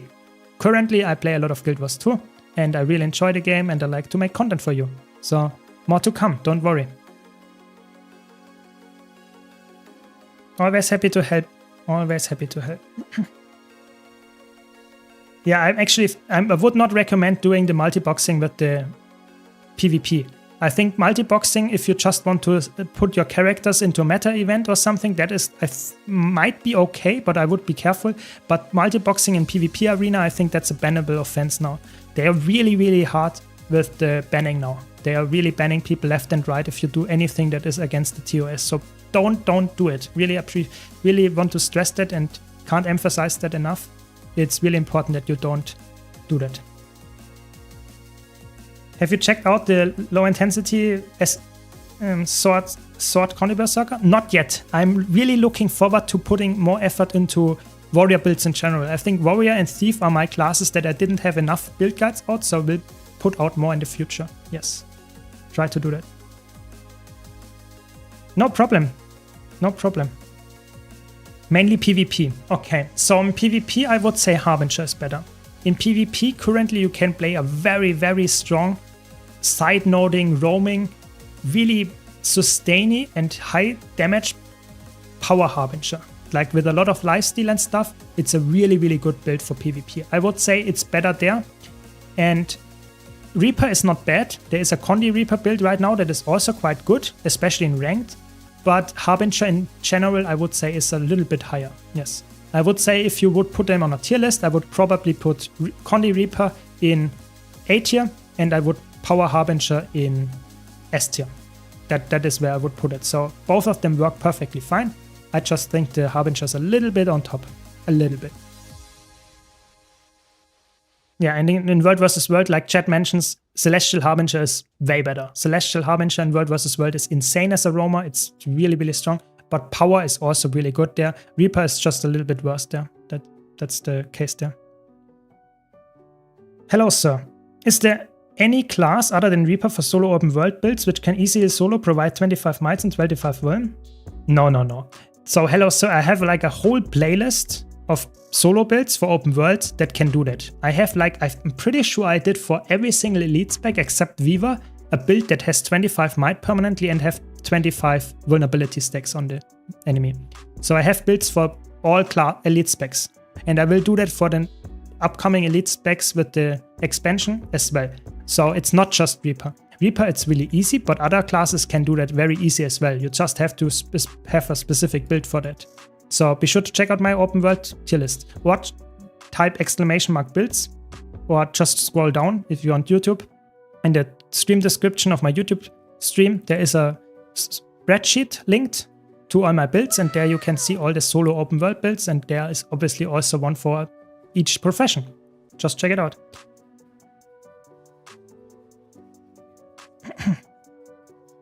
Yeah, so where do I go? Okay, I guess I'll go to ice.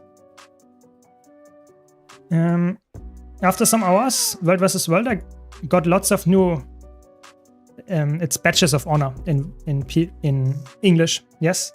And today I realized how cheap new exotic gear is compared to your trading post. Yes, it's insane. It's like really, really good. So World vs. World is like one of the easiest things to do if you want to get exotic gear with that selectable pieces. It's true. It's really, really strong. Highly recommended for players that actually enjoy playing World vs. World. Really, really easy way to do it. So Luminary has very mixed reviews up on first look. I want to know, what are your thoughts? You think it's boring, or are you excited? I personally think the design, how it looks. So I have to clarify. I think the look is amazing. Just how it looks, you know, the flashy animation and stuff. I think that looks quite cool. I think the class fantasy is a little bit boring. I think the fantasy is not too exciting. I think, for example, the Troubadour or the Gale Shot, for example, they are way more exciting to me, yeah, from a class fantasy. But from a gameplay perspective, I actually think the Luminary is a really, really good pick. People don't understand how strong that class will be, especially in competitive modes, but also in PvE as some kind of alacrity DPS or just a general DPS. I really, really think this will be a really, really good, safe DPS pick. So I'm actually, like, I would say if from a scale from 1 to 10, and for example, my highest would be most excited thing would be like 10. I would say Luminary is probably on a like 7 or something. So I'm actually quite excited to try out some builds, but it's not the highest. Yeah, so that would be my analysis. I hope that makes sense. Yeah, Necromancer is really strong. You have Reaper, you have Scourge, you have Harbinger. Necromancer is probably the best class to play right now in PvP. That is true. Good point. So the difficulty, that's always hard. Because difficulty in PvP, you know, that's something that I have to mention. Even if you play an easy build and you fight against an opponent that plays a hard build, but the opponent is slightly better at the game than you are, then you will probably lose the matchup. You know, PvP is always skill-based, so keep that in mind. You will not win a matchup against someone that is just way better than you, even if you are playing a way easier build. So keep that in mind.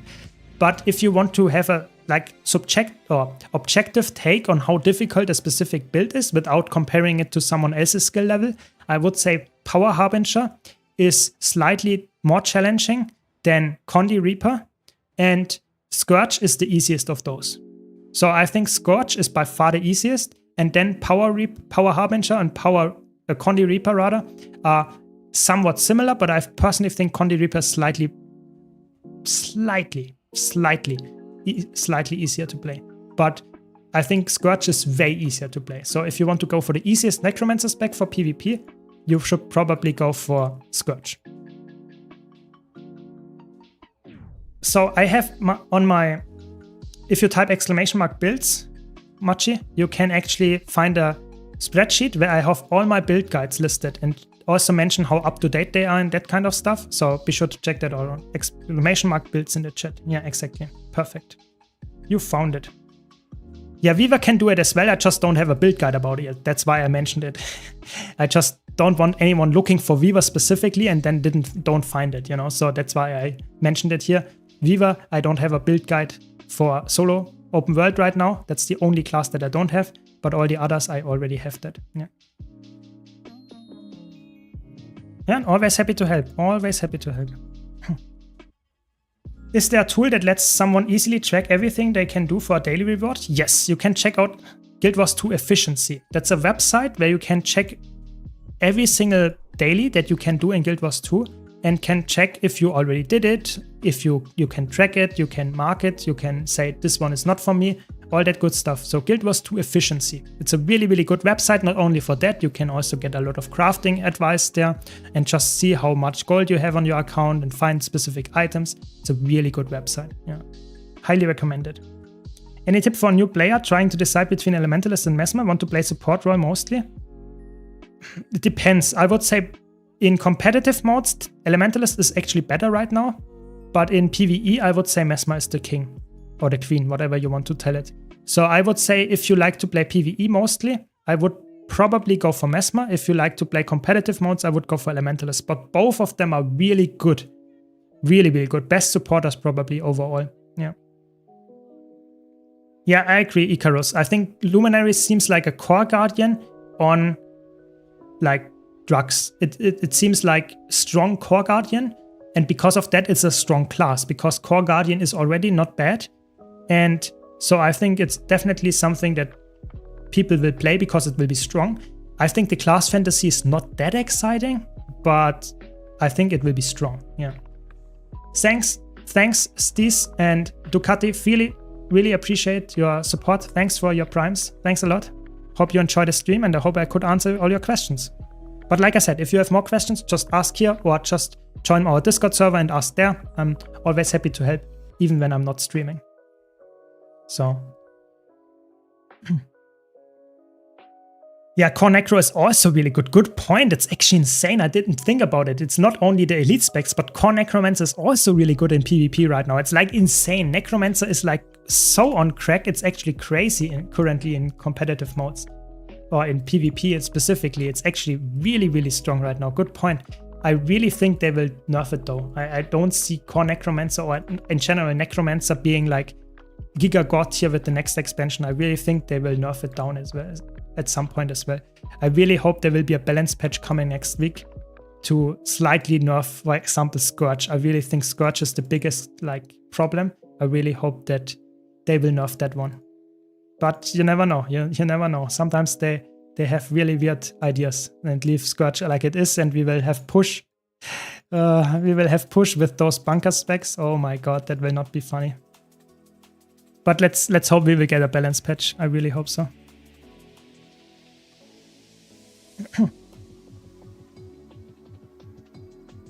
At the moment, it can cover all support roles in PvE when playing Chronomancer, either boon heal with a just change for Grandmaster. Great, yeah, it's amazing.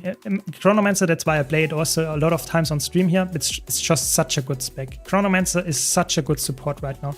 It will get a bit of a nerf with the expansion. That is already known to be the case, but in my opinion, it's still a very, very solid, good pick. So I would highly recommend playing it if you like the Mesmer design and the really good support. Yeah.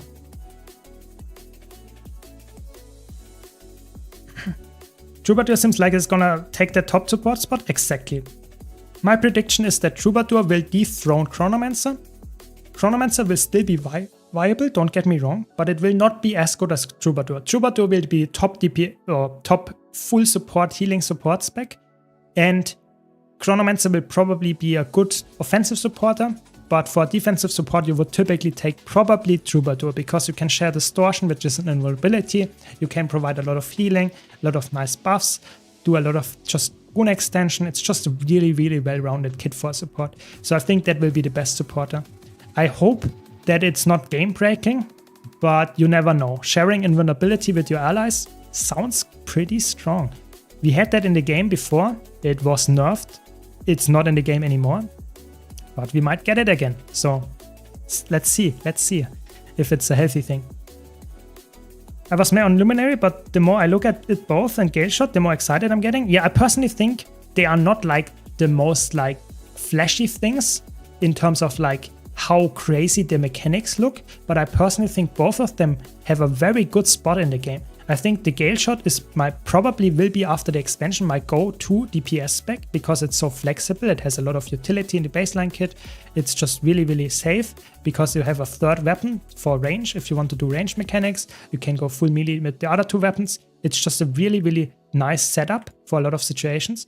And the Luminary seems like a crazy good tanky spec if you want to just have an easy time surviving. It seems like insane. And the damage output might even be crazy as well. So I personally actually think that the Luminary and the Gale Shot, even though people are mixed in terms of opinion on that, I actually think they look not as broken as the Troubadour, but still very, very strong.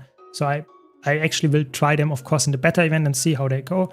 But I actually expect them to be really good as well. The moment they change Transfusion, we will probably see huge changes on Necromancer. Yeah, I agree. If they nerf Transfusion, maybe make the boons, maybe make the healing less, I don't know, just nerf it in general, Transfusion in competitive modes. I think Core Necromancer and even Harbinger, but mostly Scourge will definitely go back down again. I think if you make Transfusion trade very bad, Scourge is dead, and Core Necromancer also is not that happy. I think the only ones that will survive after that are Reaper and Power Harbinger.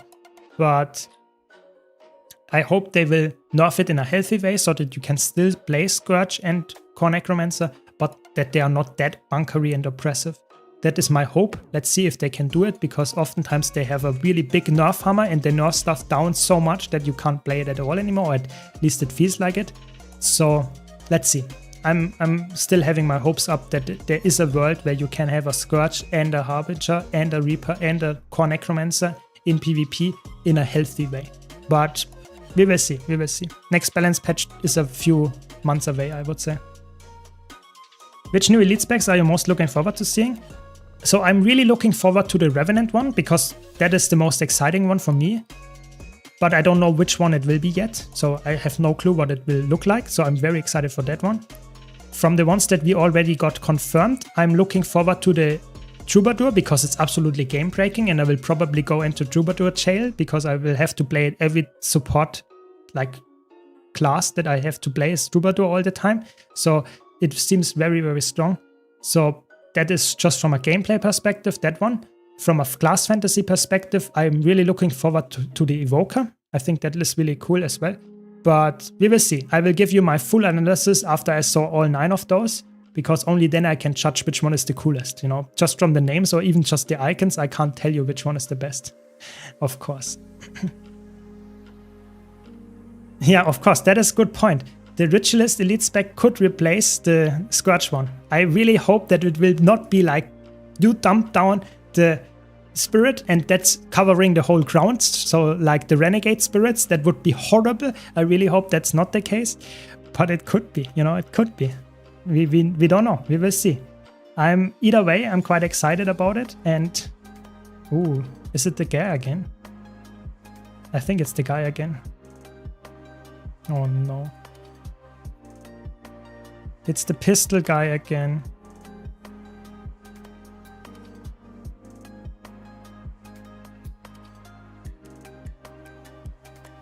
This time I got a good burst off, that's nice. Now he's on Scepter, that's good.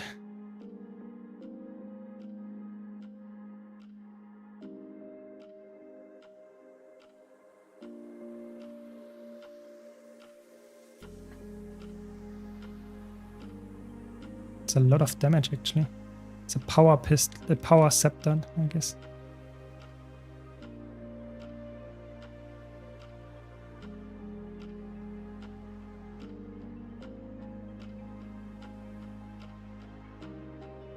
Can't let him out of combat.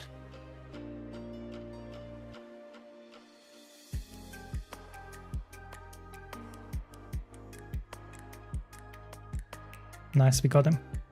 No, he got the Condy Cleanse off.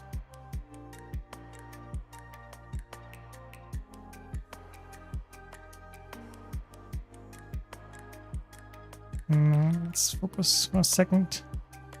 I think now he's dead. No, he got away.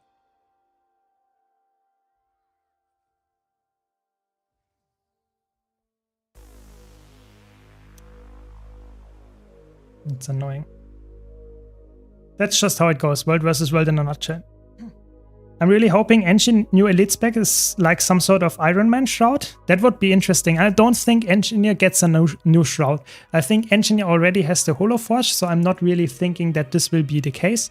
But who knows, you know, maybe Engineer gets some kind of like Quicksilver and you get another Golem or something like that to go in, and it will be some kind of shroud. Maybe. Glad, Gwinto, that you think like that. Really happy to help. What spec is this Elementalist? This is Catalyst. Catalyst gets access to the Sphere and you have some combo potential. That's about it. It's like a core Elementalist with another button. That's just Catalyst in a nutshell, I would say. Why do you think Engineer and Revenant are the least played classes? So I would say Revenant is an easy answer because Revenant came out later than all the other classes. So a lot of people already had their main and didn't want to switch to another class anymore. That's the whole reason why Revenant is not that like popular, and it's also not the easiest and most flexible class because of the legends. But I would say it's a nice class. So that's the reason why Revenant is not that popular. Why Engineer is not that popular is because Engineer, before Mechanist came out, was quite a hard spec to get into. Holosmith was not that easy, and Scrapper was also not that easy for the most part. So I would say a lot of people had just not the class fantasy that they liked, while also not having the easiest and best competitive performance if you compare to other games, other classes. So for example, Guardian was always a better pick in PvE than Engineer. Engineer was not the best pick for a lot of players in like general open world and all that good stuff that people typically play in Guild Wars 2. Engineer was not on top of that, so people didn't play it. As soon as Mech came out, a lot of people played Mech because Mech was insane, but that did not help with the general start of Engineer, which a lot of people just didn't have enough like interest in playing this class. So I think that is my explanation for that, but I personally play all classes, so I can't tell you why people don't play it. Maybe it's the class fantasy that people don't enjoy that much. Could also be true. I don't know. I do find the training tankier playstyle of Necro fun and very thematic for it, but just tuning down the numbers in PvP would be bad. I'd want them. Maybe, yeah, I actually think it's nice to have a spec like Necromancer that is really tanky and that does some 1v2s, but I think it is really bad if you have like 6 Scourges in the monthly AT finals. I really think that is not something that you want to actually have, personally. I think that is, as soon as you have multiple times the same class in one competitive match, I think that's not nice. I think there should be, in general, a time or balancing that you want to go for different elite specs to cover different roles. You don't want to have class stacking because, in my opinion, class stacking seems like it is, I don't know, it feels like it makes the game more boring. That's my take. Thanks to Troubadour, the prices of all orchestral weapon skins are going up. Maybe. I already have them, so I can't judge, but I guess maybe. Minstrel, of course, Minstrel legendary as well, yeah. If I come play all the story and living worlds and expansions on one character, is there any reason to ever do it again on alt characters? No. I would say it's only for getting the Wizard's Portal Tome and that kind of stuff, and you will maybe replay it for some achievements. So in the story achievements, there's sometimes you have to do stories twice to get all the achievements, but that's about it. There is no real reason to do the story more than once. Yes. Tool belts and all the kits from Engie can be intimidating. Yeah, Engineer is not the easiest, that is true. Do all professions get a new elite specs? Yes, they will do. Yes, we get 9 new elite specs, 1 for each class. Holosmith is the most fun spec in the game. Yeah, that is Chili Puff. I think Holosmith is, in my opinion, the most fun Engineer spec. Let's see if the new one, maybe the Quicksilver, however it will be called, is more fun. I hope that it will be more fun, just even more fun. But I think Holosmith is just a very fun design spec. I agree. What is the class you have the most fun with since you play all? It depends a bit on the game mode. And I have to be honest, you can see that in my stream, I play a lot of different classes. Sometimes this week I feel like playing playing Elementalist. Then in PvE I sometimes play Revenant. You know, I just change things up. So at the current state, at the current moment, I have the most fun playing Revenant. Yeah, that is, but I don't play it that much in PvE because it's not that good. But in competitive modes, I really like Revenant. It is also not the most broken spec, but it's still quite good. And I don't know, maybe you asked me next stream and I will answer it's Mirage. You know, it's every day I change my opinion what is the most fun, because for me the most fun is always going for the one that I enjoy today, because this switches all the time. I have full legendary gear, you know, on my characters, so I can play every single build, every single class, and I will still have fun. So that's for me why it's so important that I switch up my stuff, because if I want to stick to one class all the time, I might enjoy it for one day, for 1 week, maybe even a month, but after a while get bored. And that's the most important part about, for me, for Guild Wars 2, build creation and all that good stuff, switching things up. Variety, spice of life. So I would say I can't really answer the question like forever. It's just today. This is the question, the answer, yeah. The theme and the gameplay floor for Engineer is why I've avoided it. Hit it right on the head, as I'm excited with the... Yeah, I would actually say Engineer, personally, I think really a lot of people the problem is, for example, that's the same for engineer as it is for thief. Thief has a big stigma, yeah? That thief is like the assassin spec, even though Spectre is completely different in my opinion. It feels like a necromancer, some kind of healing build, supporting build, and engineer has a similar problem. It has some kind of stigma with the kits being difficult, but then you have the mech. The mech is really easy. You have the holosmith, which is completely different. You have the scrapper nowadays, which is really cool with the super speed. So I think engineer can be really, really fun. It's just people avoid it because of specific reasons that I mentioned earlier. I really hope that changes over time with the next expansion, that maybe the Quicksilver or something will get people again interested in the class and we get new players trying it out.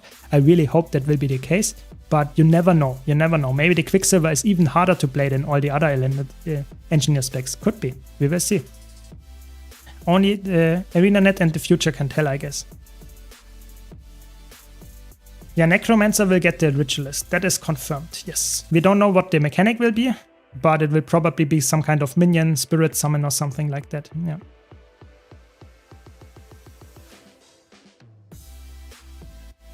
Yes, Ritualist is confirmed. It will be called the Ritualist. We don't know the icon for 100%. It will probably be the Ritualist dagger, but that's like my prediction. And I also predict that it will be like coming out tomorrow, like the name and how it plays, but that's just my guess. Yeah.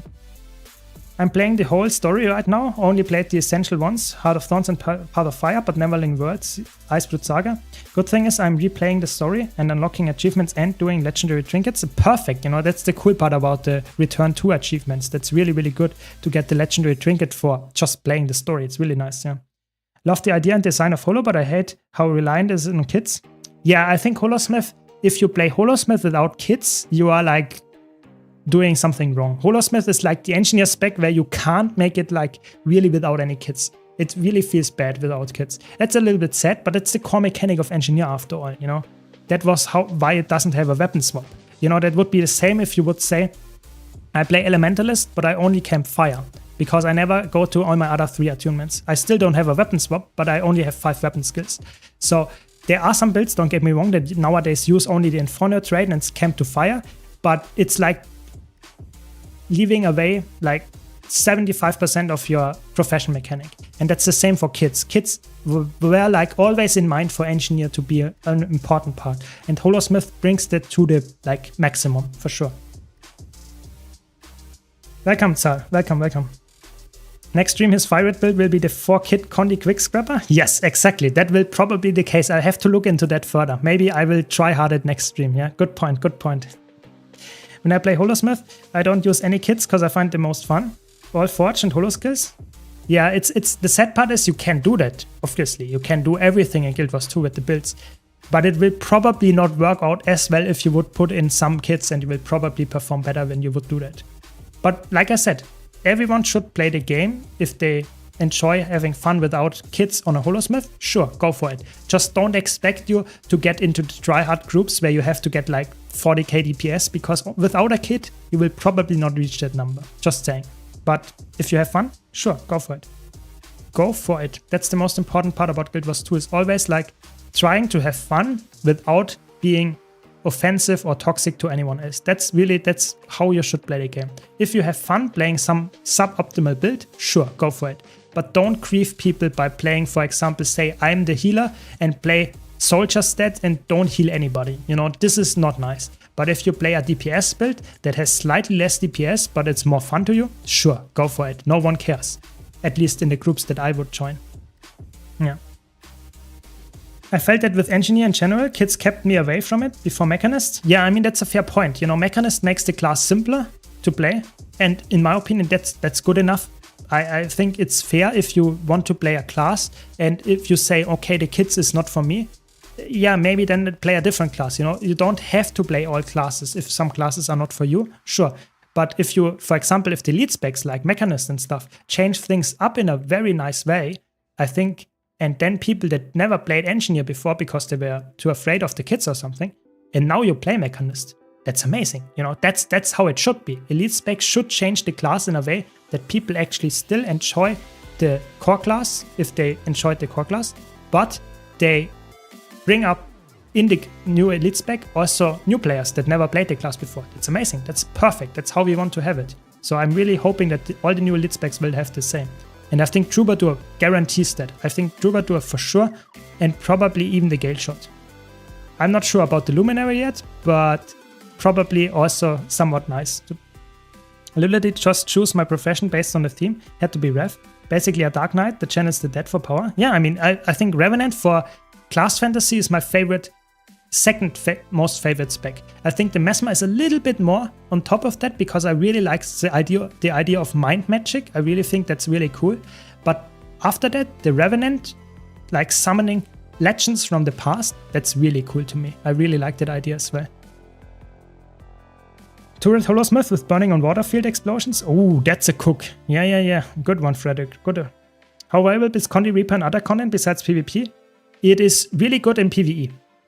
I wouldn't play it in competitive in World vs. World. Maybe in roaming it's okay. It's actually okay in roaming, yeah. But I would not play it in Circ. But in PvE, it's a really good build. You can play it in open world, you can play it in dungeons. There are really good builds for Condi Reaper out there. So I would recommend it, yeah. If you like to play Condi Reaper, sure, go for it. One thing I love but also hate about Guild Wars 2 that every profession has a class enjoy. I don't think I can even say I have a main. Yeah, I mean, that's the same for me, like Icarus. You know, I play all the classes and that's why I enjoy the game so much, you know. So I would say for me, it's a plus. For me, it's a big plus, yeah. Maybe Winslow, maybe the new Elite spec for Revenant will be the Dark Knight, you know. We didn't get it with Guardian, so maybe we'll get it with the Revenant, you know. That will be the Dark Knight Revenant Elite spec. I can see that one. Yeah, and to be honest, this is the end of the stream. It's late already. Thanks a lot for joining in. Be sure to check out my YouTube channel. Big giveaway coming up. So on my YouTube channel, be sure to check out my YouTube channel to join this giveaway when it comes out. It'll be a legendary slight teaser. But yeah, big one. Thanks a lot for watching the stream. I wish you a very nice evening and I hope to see you around in the next stream. Very excited to see tomorrow's reveal. And yeah, thanks a lot for all the support. Really appreciate the follows, the subs. Really nice. Thanks a lot. Wish you a very good night and see you around. Thanks, Zal. Great. Thanks for the congratulations. Yeah, see you around. See you around.